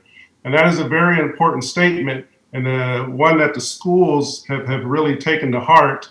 And those safe practices include masking, 6 foot distancing, now 3 feet, and also hand washing. Those 3 key things have been crucial in keeping COVID numbers down in the school setting, but also in the community. One thing that we have to remember is that we are still in a pandemic. Even though things have gotten better, the reason that they've gotten better is because of those safe practices. From the medical side, we're not out of the woods yet. Yes, we're seeing the numbers go down, but actually they somewhat plateaued, and in some places the numbers have actually increased because of the mask mandates and of increase in opening up the state have caused an uptick in cases. And actually, not only of COVID cases, part of my reason for being here a little bit late today is now that we're starting to see those traditional viruses and illnesses that have been put on hold. No, we haven't seen an uptick in flu and strep, but just viruses in general. We've seen an uptick in our ER over the past 2 weeks. And it's been a stress on the health system. So we're actually starting to see more conditions and an uptick in COVID. And one of the ways that I've heard this explained is now that we're dealing with COVID and we've dealt with it for so long, you know, on one side of the house, you look out the front door and the sun is shining. Well, in the back door, it's still raining. And so the people are confused as to what to do. Okay, do I get my umbrella? Do I have my raincoat? Or can I go out in shorts and just kind of be? You know, we're just at that point where we're not quite over that final hump for us to truly let our guard down. You know, I can do many analogies from the coach who says, run the race to the end, finish the game to the end, because if you let up, you end up losing. And in this case, it's not so much about you know, a major spike. Unfortunately, we are seeing that in some places, but we want it to keep decreasing. So what we were seeing March 11th, what we saw 2 weeks after, it was a continuous decrease. But one thing that you have to remember, the effect of that you don't see until about 3 to 4 weeks later. All right. And so what we've the number of cases or a flattening of that curve rather than a decrease. So even though less people are getting infected, less people are dying, people are still getting infected with COVID and people are still dying. And so continuing with the mask, the social distancing and the hand washing is crucial until we are truly done with this pandemic. And another thing is, on the medical side, why are we so concerned? Why are we saying continue? In Europe, they're actually seeing an uptick in COVID cases, and we tend to follow the European trend about 3 to 4 weeks later. And so that's the big concern that you're hearing on the news. Some of the upticks that we're seeing in other states and a little bit here in Texas is we're seeing that 3 to 4 week time frame where we're getting that fourth quote unquote surge. Do I think the fourth surge, or should I say, do we think the fourth surge will be as big as the other ones? Absolutely not. But again, a surge is a surge. You see an increase in cases, you see an increase in deaths. And when making this decision, I tell people, you know, we all want to be out of these masks. We all want to get back to normal. But, you know, in a couple of weeks, our seniors are going to be graduating. They're going to be walking across that stage. And some of them are going to have mixed emotions when they look out into the stands because they're going to be happy about their accomplishment of graduating high school. They're going to be looking at the parents. But one of those kids or a few of those kids are going to look out and there's going to be a missing seat, you know, within their family because their father may have died of COVID. Their mother may have died. Maybe it was an uncle or a grandparent. And that's going to be hard for them. And I just, on the medical side, we see the deaths, we see the impact, the toll that it has on families and kids. And so continuing to wear masks, social distancing, hand washing will help reduce the number of cases that not only our kids will experience, but also the faculty and staff. Thank you for allowing me to speak. Thank you, Dr. Reddick.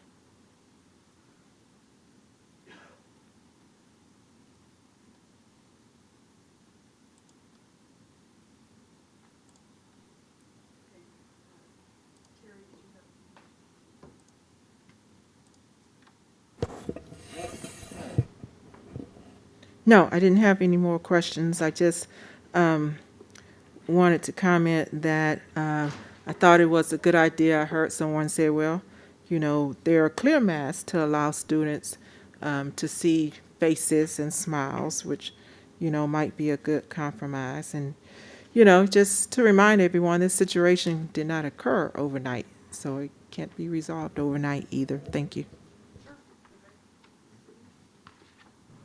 Well, I really do appreciate what Dr. Reddick had to say, too. That was very common sense, very thoughtful, and very all-encompassing.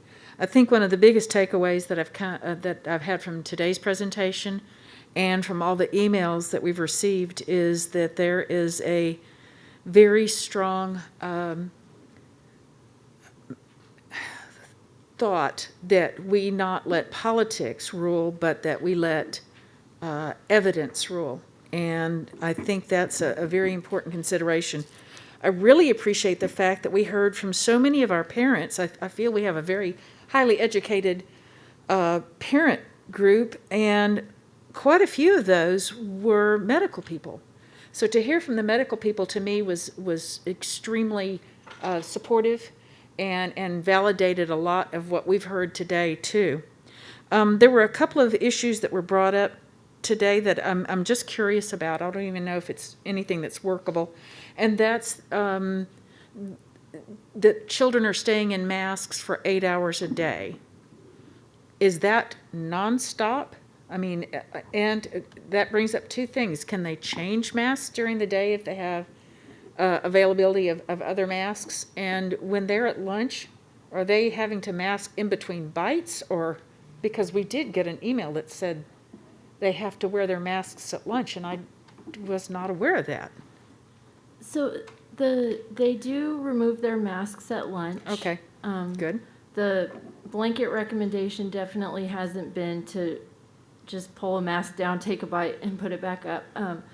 And yes, there would be an opportunity for a student to change mask during the day if their mask got soiled or wet for whatever reason. And then there are, depending on the activities at PE, there are times when if the students are able to distance from each other and they're outdoors, that they're able to remove their masks. And then along with the new recommendation to look at allowing masks to be removed for outdoor recess if they're able to social distance as well. And that actually brought up one of the other questions I had. I'm scrolling back through the slides now to make sure I get this understood correctly. Oh, talking about considering designating different play areas for different classes to reduce interactions. Can you explain that a little bit more to me, what you visualize that, or what has been suggested? Sure. To designate different play areas? Yes, and I believe some campuses are doing this already. But if you have, say, a third grade who goes out to recess at the same time, but you're wanting to encourage them still to be somewhat distanced while they're outdoors playing, then one class may be playing on the jungle gym structure, another class may be playing in the field, just so that you don't have all of the classes combining in one area and clumping together and being right next to each other when they're playing. Just kind of allows the teachers an opportunity to really be able to monitor their class while they're at recess and to encourage them to distance as much as possible. Okay, all right. Well, then that was also part of that too, was about teachers being able to remove their mask briefly during outdoor recess. So in other words, but if they were with their class, I mean, how would that work? If it says no more than if they're more than 6 feet away from others. So that's back into that designated play area then? So if they were able to be 6 feet away from their students, but still providing that supervision, then yes, they could remove their mask outdoors for a brief period of time. Again, just to get a little break from wearing it. But then if children did come up to them or they needed to go closer to the students, then they would put their mask back on at that time. Okay. And just to reiterate what some of the others have said, I really want to bring it out that, first of all, the district did such a great job about getting out the word on this meeting today, and I think you heard that from the parents that were so appreciative of being involved in this discussion. Not that there are never not stop from that, but this was a great effort was made to get the word out on this, and I really appreciate that. I also want to say that it was very affirming to hear from so many parents who complimented the district on the incredible job that they have done through this pandemic. As Ms. Winkley said, it is truly heartwarming. It is humbling to hear from these parents that appreciate us keeping their children safe. That has always been the top priority in this district, is the safety of our children. They're not going to learn if they're not safe. Having said that, they're also not going to be safe if their teachers aren't safe. So I appreciate hearing from the teachers who added their input to this message. This cannot be my personal opinion or anyone else's personal opinion. This must be what is right for all of our children and for those teachers. I highly respect the scientific medical community that offered us so much input. I think when we go to experts, thank you, Emma, that we need to make sure that we're listening to, and then the doctors that we heard from tonight, Dr. Liebeck, that was particularly, she had some really, I'd like to get her data that she was sharing with us too, so I hope she will email us that data. So I'm very appreciative of the medical community that has stepped up to support what the district has done. I think that's great, so thank you. Mr. Byer? I have a few questions, and thank you for the presentation, kind of the update. I know being on the board and going through the opening of schools, I mean, you all have gone through a vast amount of information and tried to consolidate it for those of us up here to try to understand and be able to communicate back to our communities. So thank you for everything that everybody's done that's in this room. And those that aren't in the room too. I know there's a lot of people that this went into, but I have some questions. Some of them might be a little detailed as far as I assume we've thought some of these things through, but there were some things mentioned in the presentation I just want to get clarification on. The first thing I wrote down was mentioned about the dividers. I guess, do we know kind of what percentage of schools those are actually in, or has that been a per school type of decision? And then is part of the recommendation to remove those as part of this process or update? Okay, so the dividers were actually in place for pre-K 1 and 2. Okay. And that was done because the thoughts there is that the younger students would have more difficulty keeping their mask on during the school day. Right. So it was an added protection so that kids can still be in school and not have to learn virtually. Okay. And as for the recommendation, I guess, is there a thought of keeping those in place or maybe removing those at this point? I'm just curious. The dividers are clear, and so Right. those were purchased for the purpose so that kids can see through them. They're just an added layer, again, for those kiddos that can't keep their mask up during the school day. I, of course, would defer to the advice of the medical professionals. Yeah, and Ms. Kelly, I don't believe that's actually in our plan, right? This was something that was purchased. So, Mr. Byer, that's something I wrote down. I'm going to be honest, I never even really dawned on me about those plexiglass. But I wrote it down when the parent was speaking. I thought, yeah, we need to talk about that one.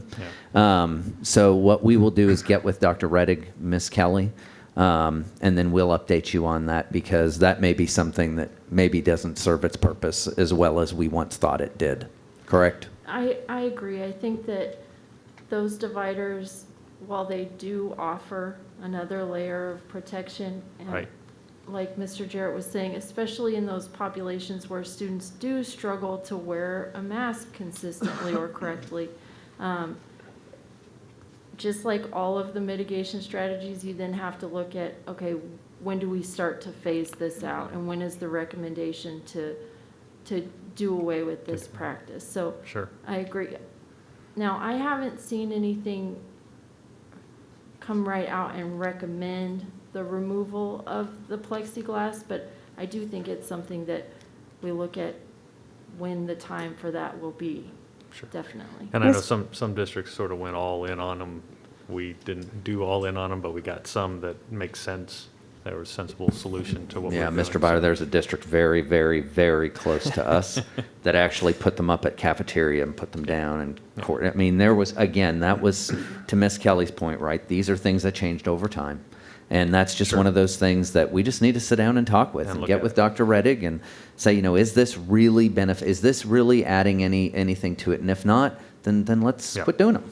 I mean, we don't need to do them if we don't need to do them. Mr. Byer, may I ask a question based off that, though? Are the closures that we've had, where we've had quarantine in the classes where students often struggle with keeping the mask on, am I assuming that maybe those are the younger grades, those that pre-K 1 and 2, K 1 and 2?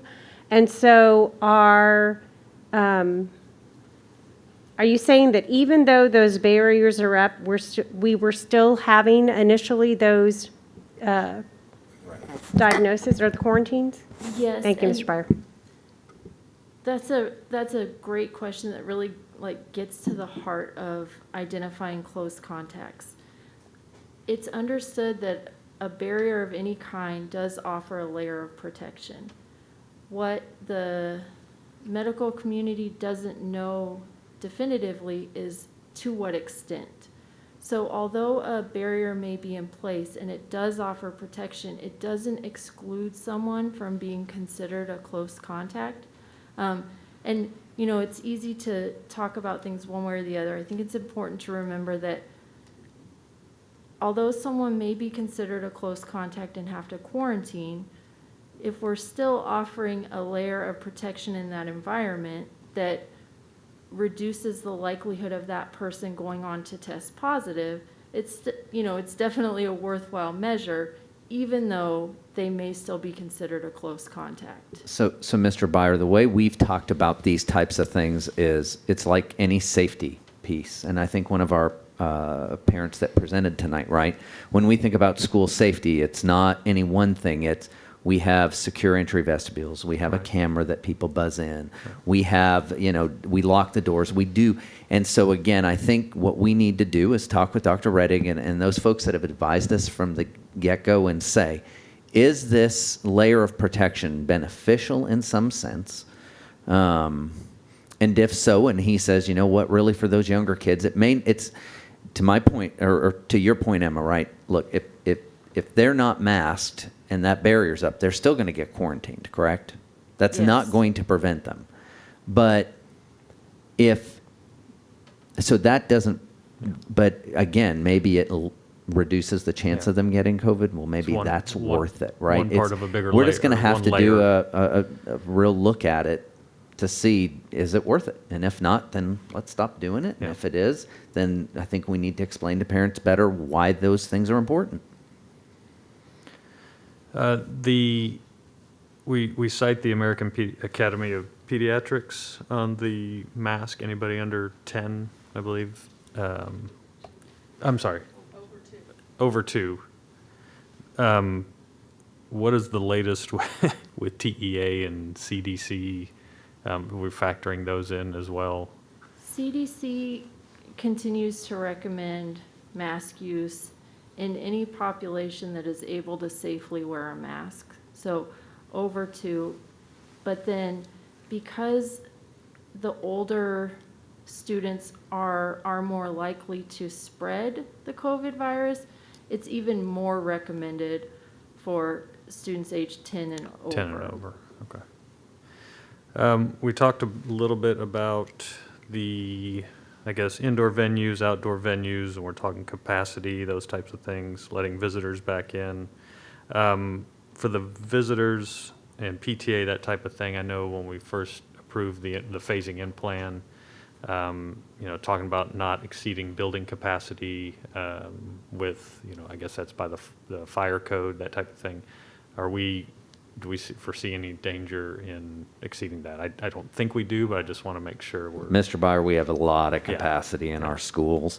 Again, to the one parent that spoke tonight, and we've heard that, is that I want to get back into school. When can I get in there?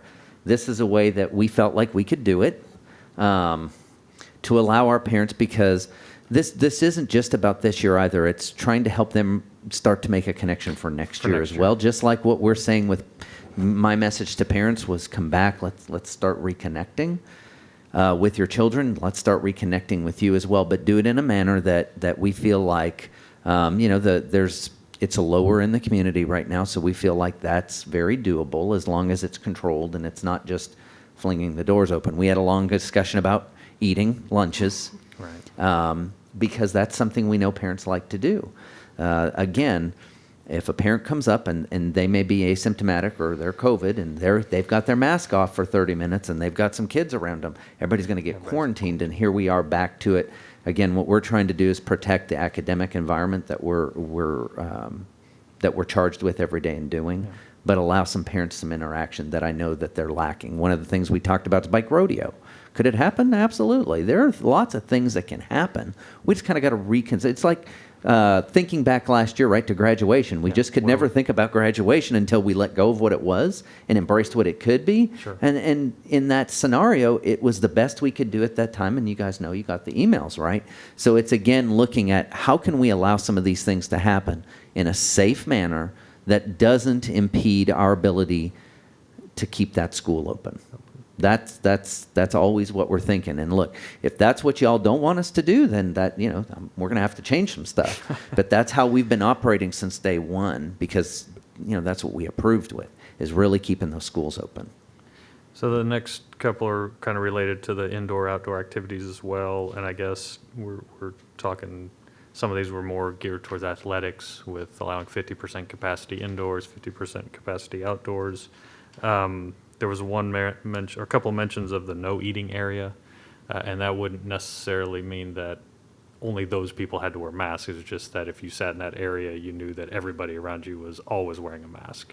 Yes. Okay. Yes, that's absolutely correct. Just so that, that area wouldn't necessarily have anything to do with eating or not eating. It's just that would be a way for the people in that area to know that the people sitting there would be wearing their masks the entire time. Now, people sitting in the other areas may also be wearing their mask the entire time. Correct. Masks would still be required. Okay. And And that's why I wanted to clarify that part of it, make sure that it's still basically what we're doing now, which is wear your mask, and if you take a sip of water, you drink your water and then put your mask back on.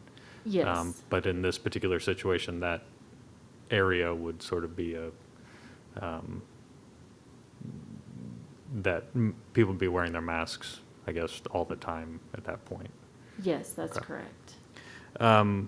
And so with that, I know with the athletics, knowing that brings a lot of people in, and we've talked a lot about the spectators.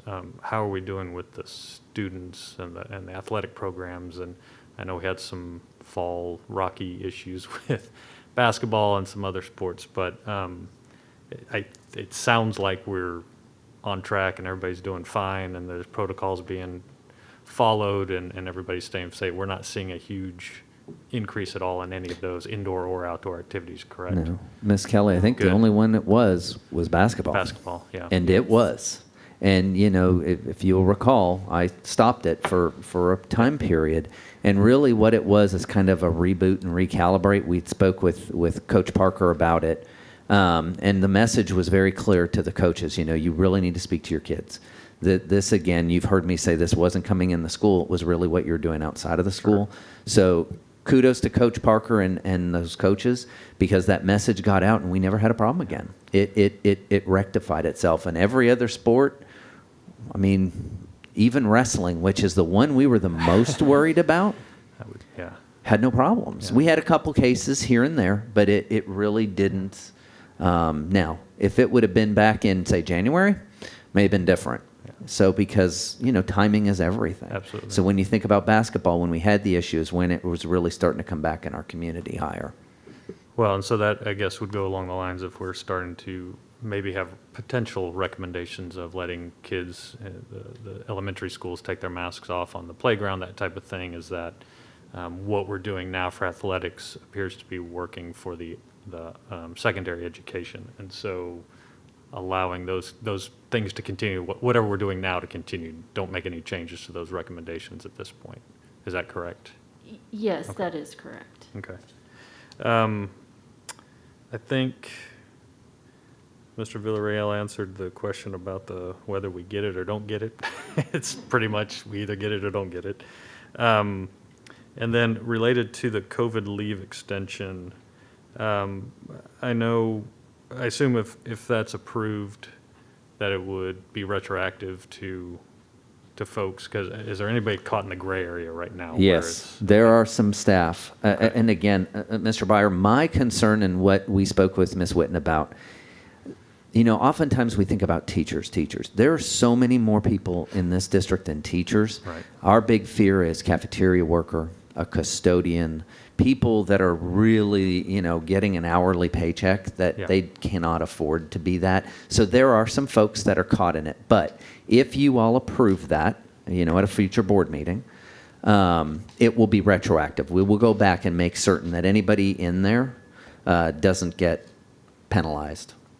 Good. Okay. I just want to make sure we're keeping track of those folks and taking care of them. And then the last thing is a little more general, because we heard it a few times tonight about speech services, social emotional needs. Do we have things that we're looking at, either changing recommendations, maybe not things that are necessarily we have to approve the detail of, but that are being worked on related to those fields or those areas? The speech pathologist, and actually at the break, Mr. Villarreal and I were talking, way back, gosh, it was right at the beginning. We purchased, I don't know how, a bunch. Dan, do you remember how many of the clear masks? Clear masks, yeah. Oh, yes, sir. Oh, gosh. I remember seeing that. Like we a sent, lot. I'm trying to remember, because it went to all the schools, because Right. talking to different departments, they all kind of put in an order, okay, we need 200, we need 400, we need 600. So at the very beginning, we ordered, and I think we still have some in stock, so as people need them, we'll send them out there, because we got an initial batch, and then we got another batch. Because TEA sent us a whole mess of them, but none of them were clear. Right. So, right at the beginning, we bought quite a bit, and I think everybody was covered. We haven't had any calls or concerns of folks not having those clear ones. And Anthony, this was something we heard from teachers at the beginning that yes, sir. We had a focus group with our Mm-hmm. special education teachers and asked them what their needs were. And one of the things they talked about is being able to see the students' lips when they're doing speech therapy. Right. And so we ordered clear face masks so those kiddos' facial expressions can be seen during therapy, as well as the speech path having a face shield on so they can see the speech path's face as well. And then there's a clear plexiglass in between the two for extra protection. So those actions were taken in the very beginning before school started. Okay. And so, we heard a couple concerns, and I've seen some in emails where people are, I guess, suggesting that that's maybe not happening. So I guess as we hear those, let's make sure we're checking into it. But it sounds like we're trying to do what we can to accommodate those. Yes, if those we're folks. aware of any instances that that's not occurring, we'll be happy to support those schools and get them what they need. Okay. That is all I have right now. Thank you very much. Yeah, and Mr. Byer, just to piggyback on that, for any community that's watching, when those things happen or they have a concern, as a former principal at elementary and middle school, I always wanted them to, come and let me know that, because I need to go and address it with the staff. Even though we go out, and I will tell you, the staff and I, or my executive staff and I, have made like 500 or 600 campus visits now to date. You can't see everything, so we go out and we tend to look at checking some things and let folks know. But really, that piece is, if that's not happening, talk to that principal first. If there's not a resolution, then we need to know. Then we're going to chime in and go make sure that, because does it surprise me? No, it doesn't. I think everybody's level of comfort with certain protocols are different. And so again, some of it is as us going out there and kind of reiterating that expectation and seeing what it is. And we've been very successful in that. We had some problems early on with ALE classrooms. And Emma, because we were doing our own contact tracing, saw it very early, brought us to the table, and we were able to make some changes in those classrooms in order, one, because we talked to our teachers and we talked to those folks about what was going on, and we're able to kind of adapt some different protocols in there to make it better. So these are the things that I wrote that down: speech paths and clear masks. That's something we're going to be talking about tomorrow, getting with Brenda and seeing what's going on and making sure that message is getting out there. Well, and like any policy or protocol, it's all, everybody's upfront on it day one and they're really good about Yep. it. And then things, again, we have to be flexible, we have to adapt. But there are some constant things that we need to make sure that we're staying up on. Yep. Amongst the million things that you're trying to stay up on. No, thank you. That was good information. Mr. Jarrett, can you contact Janine? She was number 16 on our list. She is the parent that stated the concern with her children not being able to see the therapist's mouth and vice versa. So maybe we can assure that she and her children. So Miss Winkley, I think that's the parent that said her child was not in our school, but came. So it may be a little bit different to get that information, but we should Okay. be able to find it. Okay, I Because just- she's just listed her address. I just want to make sure. if Right, we- but if we because can they do contact her, receive we can speech help. services, I think we have their information, so we just need to verify and Okay. make sure we can get it. Thank you. Thank you, Mr. Byer. Could I follow up a little bit on the mask issue here? Because we also heard from some parents now, from the emails and most of the comments we heard, parents and teachers were overwhelmingly proud of the incredible job that their students are doing with the mask. I love the letter the dad said, I have to remind him to take his mask off when he gets home. He forgets he has it on. So I know there's this huge variety. I have a 2.5-year-old granddaughter who's precious beyond words, of course. She's also extremely stubborn, extremely independent, and extremely it's my way or the highway type of child. But there's not an issue with masks. When she's in a situation where she needs to have a mask on, she just does it. Having said that, though, we are hearing from some parents that are struggling with their child wearing a mask. Do we have anything in place to help those parents, help them with their child, whether it's providing that child a clear mask or some type of emotional help? Because it seems to me that the great majority of our students are doing just fine in masks, from what we're You're hearing correct. from the parents. I mean, for the most part, when we go to campuses, we see the younger students wearing the mask, and there are instances where they're struggling with that. One of the things we did in the very beginning is we encouraged teachers to build in mask break for the kiddos, so that way they're not keeping their mask on the entire time, but allowing them that breathing room and have the opportunity to lower their mask, which decreases their frustration with having to wear it all day. Although if there's specific instances, I think we need to reach out to those schools and work with that child and that teacher and see if we can help support them along the way. Yeah, we did hear from 1 or 2 moms that were really struggling with their child wearing a mask, and that's very concerning. So if we can provide them some help or assistance with that, that would be great. I think even at SUMAS was a great example. I'm so excited about these end-of-the-year recommendations for the ceremonies at the end of the year. To see some of this, our students having an opportunity to participate in these end-of-the-year things. SUMAS was a great example of the district stepping up.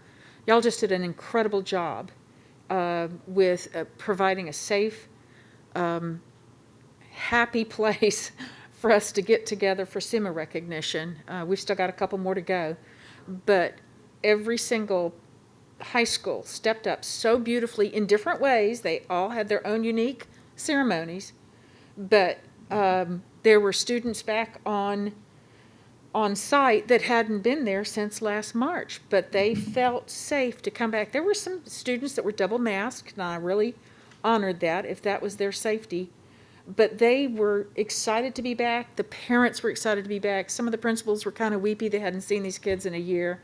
So if we can do that in that venue, I feel very strongly that we can hopefully provide some incredible end-of-the-year experiences for our kids. So thank you for the safe SUMAS.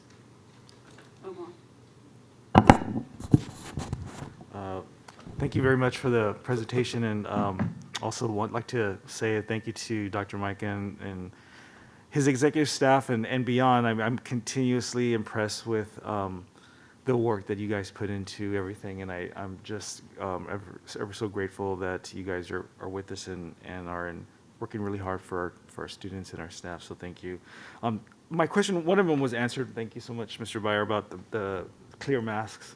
That was a concern that, I think we take something like that sometimes for granted, and so I think that, thank you for providing those masks and continue to follow up with those speech pathologists, speech therapists that that are using them. So thank you so much. My other question, it has to do with summer programs and summer enrichment. And I might be maybe jumping the gun here, but are we going to be revisiting maybe some more changes, or are these changes going to filter into our summer programs? Because I know that we are going to have them, and so that was just my question. And if we're going to have to discuss this another time, that's fine too. I just didn't know what that plan is, and I know things are changing all the time. Nope, great question. So the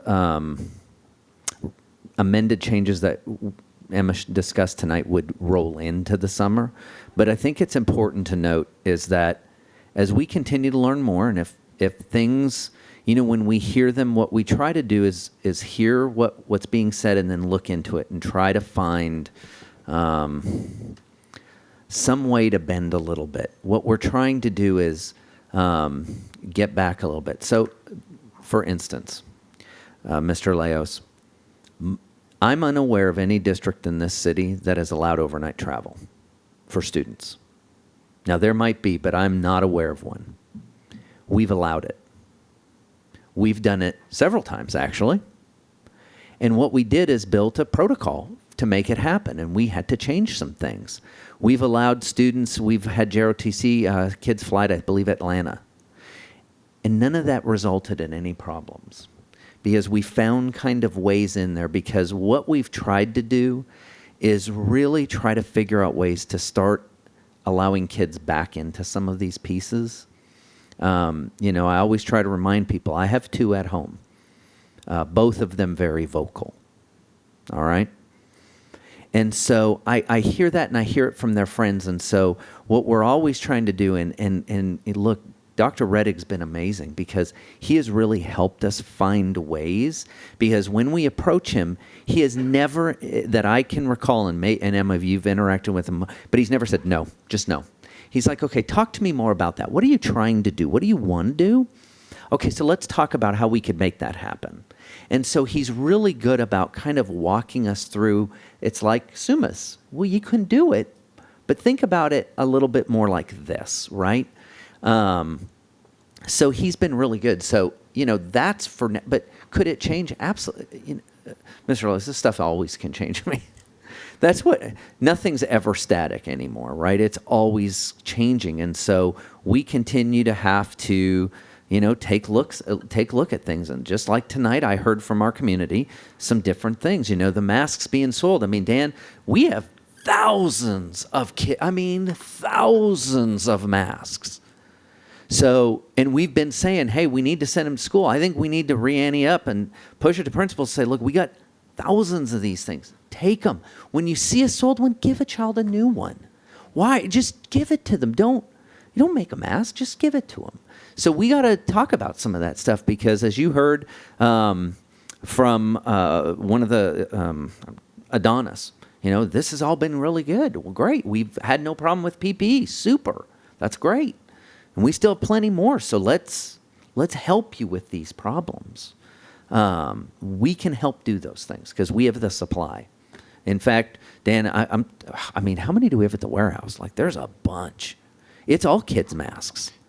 Yeah, and we have a lot of adult masks, and then we had some donated masks. So, yeah, TA sent us another batch back in January. So, we have quite a bit. And then we also ordered some more of the disposable ones, because some of the elementary said, hey, we'd rather have the disposable ones than the cloth ones. So we ordered some of those because we never received any disposable. They were all cloth masks. So maybe we can make a change your mask at lunchtime type of deal or something like that? Ms. Huey, there again is something that, I've got a focus meeting coming up with elementary principals, and I think it's one of those things like, hey, do you ever look at kinder first, second, some of those younger kids and think, well, maybe we need to build a mask change break-in here, right? And where could we do it? And, we don't have masks. Well, we do. We have plenty of them. Let's give them out. TEA and, I don't know. For a while there, Dan, I think I was getting boxes of masks all the time in my office from donations. And so we have it.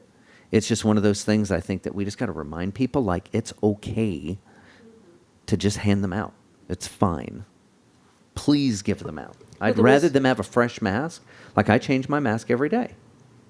I have a whole wad of them in my truck, and I throw them, and my wife is wonderful and washes them for me. Well, there was one of the semis that we attended, Mr. Byer and Dr. Micah and I, that every student, as they came in, was given an N95 disposable mask.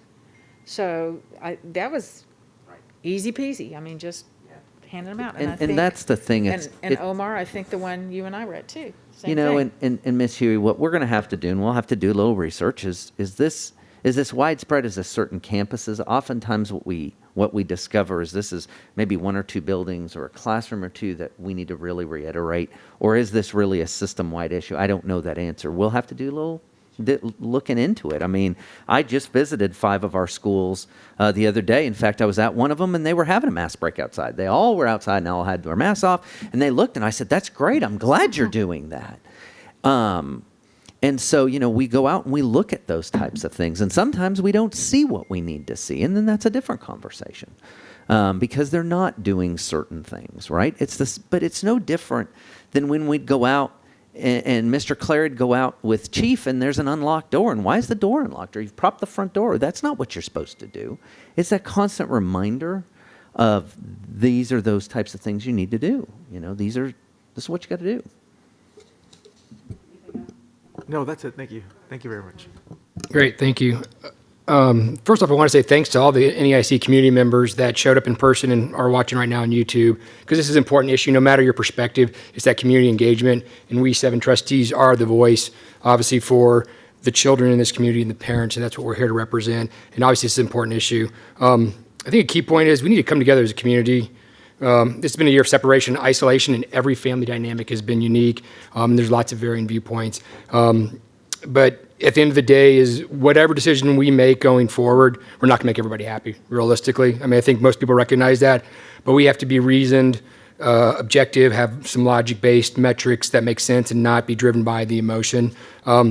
I was also really happy to see some of the changes Dr. Mike and the staff have come forward as far as moving forward for some of these outdoor activities presented, that hopefully we'll have some recommendations, especially getting students more opportunities in those end-of-year activities, parent involvement back on campus, because that's critical support, especially at the elementary age, as we all know. Nurse Kelly, thanks for your stuff. I had a couple questions real quick I wanted to highlight, or not highlight, but question, I guess, really. The one on it's slide 7 about the close contact and the quarantine. Is it still currently 14-day quarantine? Have we considered going down to 10 days? I think that's the new recommendation from the CDC. Are we gonna, I didn't see that in the presentation, but is that something we're talking about in the district, presenting to the board? Sure. So, and we have discussed that previously. The CDC still sees the 14-day quarantine as the gold standard. Okay.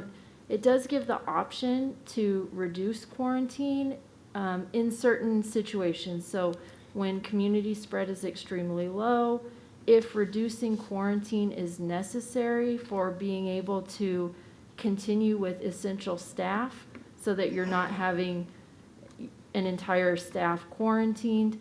I think that something to keep in mind is anytime we're seeing changes in terms of mitigation recommendations or variants, then we do want to still proceed cautiously with any changes. Now, because we've done contact tracing for the students and employees in the district, we have seen several situations where a person who has been quarantined hasn't developed symptoms or tested positive until that 12th, 13th, 14th day. So that while that's not the majority of the situations, it is still very possible that someone become contagious after 10 days from exposure. Okay. Do we have the data on that as something you can provide to the board? The ones that were at day 11, 12, 13, 14 as a percentage of the overall ones that were quarantined and then eventually tested positive? Do we know how many were quarantined? How many tested positive of the total quarantine group that were randomly done? And then just so we have some of that objective data to see what it is as we're looking at the different options that y'all possibly present. Yeah, Emma, we could bring that at a future board meeting, correct? Yes. That'd be great. All right. The other one, the slide, the recess, they made the recommendation about teachers can briefly remove, which I think is a great idea.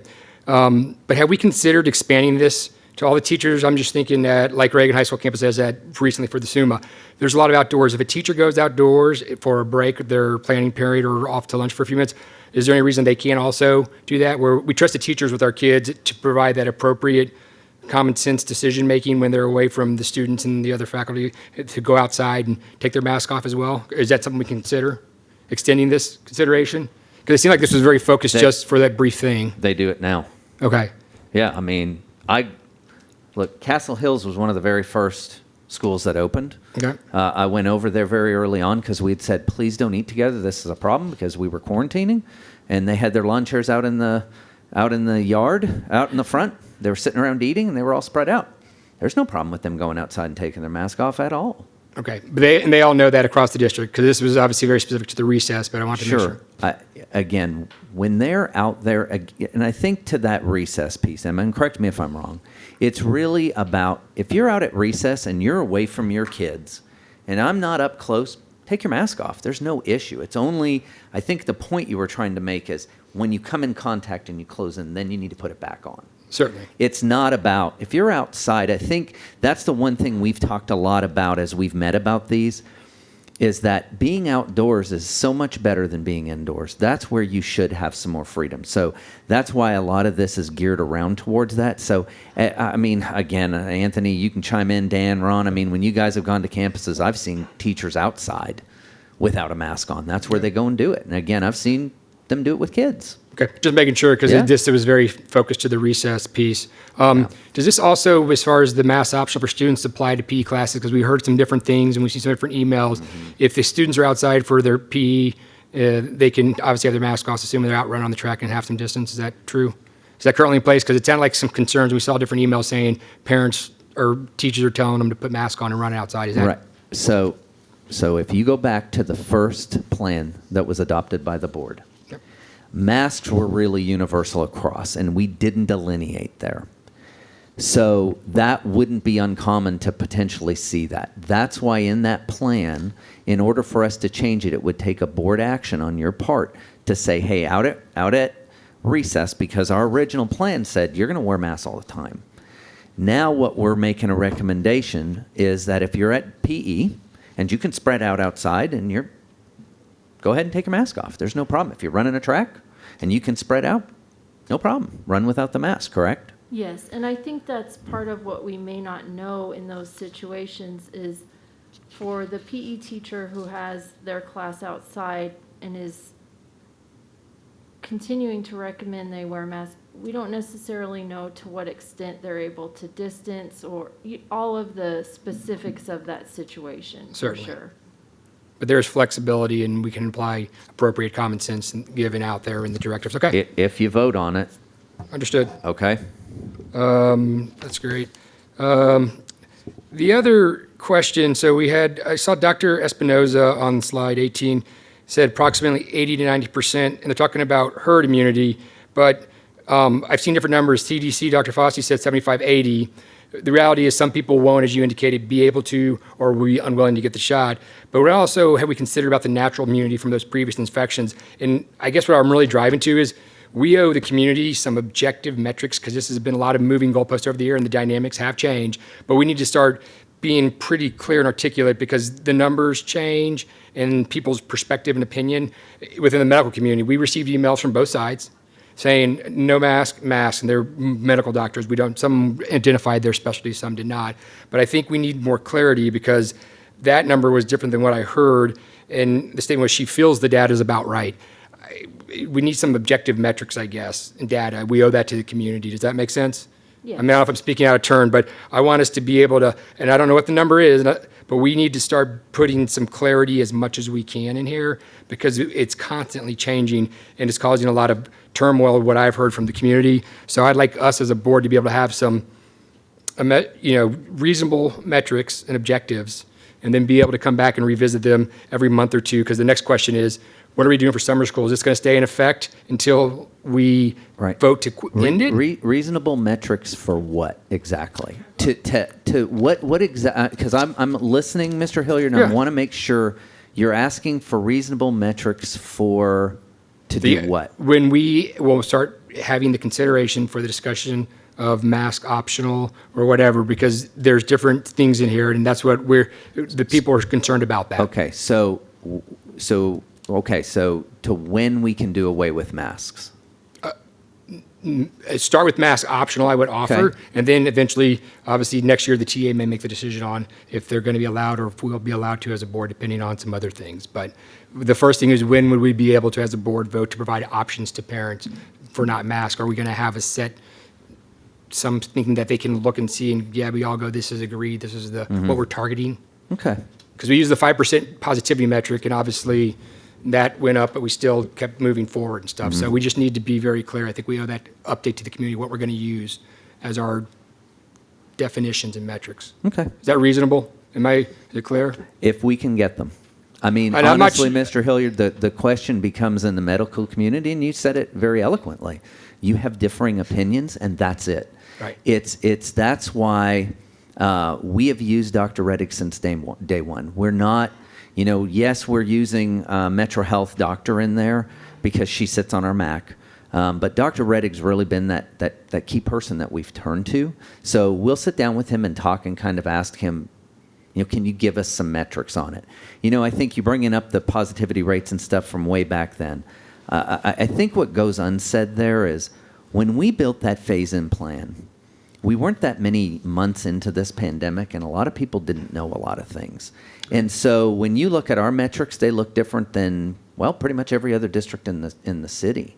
And we were very careful not to put some key things in there because we knew things would change. And this is something that Emma shared with us that she thought was so good about the plan.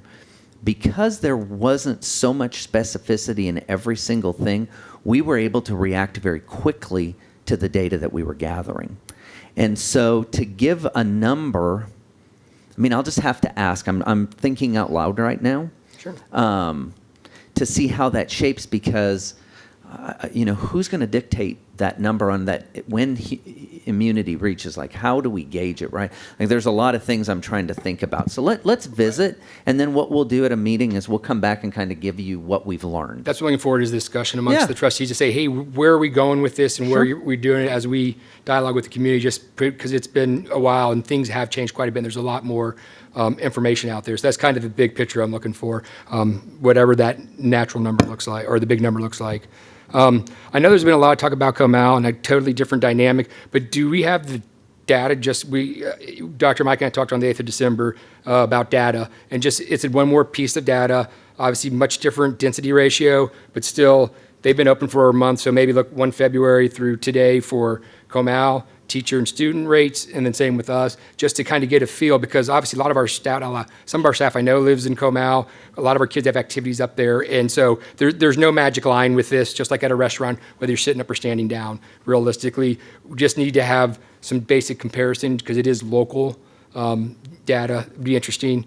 And then the last question is, not last question, but do we have any studies on the effects of wearing masks 7 hours a day? I heard several people mention this Germany study, and someone emailed the board, about 25,000 students, but the long-term impacts on the health of the lungs, impact to language learning, which people brought up.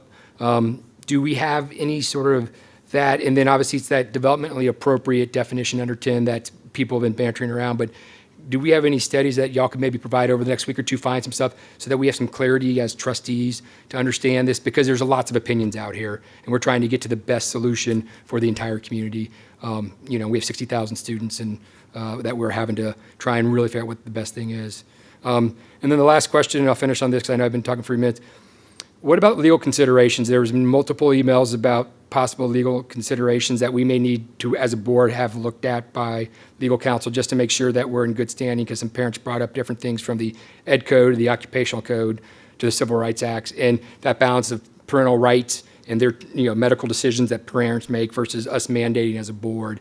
And there's that balancing out with the public good and then parental rights. So I think we owe those conversations to the community, and then obviously amongst us to figure out what the right answer is going forward. So if we could look at some of those things, or maybe have legal counsel give us some advice on that to make sure we're in good standing as a district. With that, thank you, Madam President. I'm done. I'll just comment on the last piece. On on the email, because I responded to every email that we got. And on those that were legal issues, I consulted with Mr. Lopez. So we're in good standing. Okay, thank you. Okay, does anybody else have anything else? I'll just echo, I mean, we've heard lots of questions, and I think everything that I had has been answered, but just thank you again for everything that you and everybody has done to put together this presentation. You know, we've heard from a lot of community members, and I'm excited that our community has gotten involved and come and spoken to us and sent us emails. And so I would just say, if there's people out there in the community that are listening, and you know, the board is still available if you want to send an email to board@neisd.net. And those of them that presented and didn't have enough time, we would welcome their comments to the board. So I just thank you for preparing this presentation and presenting it to us. It was a great job. So thank y'all. The item 3, adjournment, 8:26.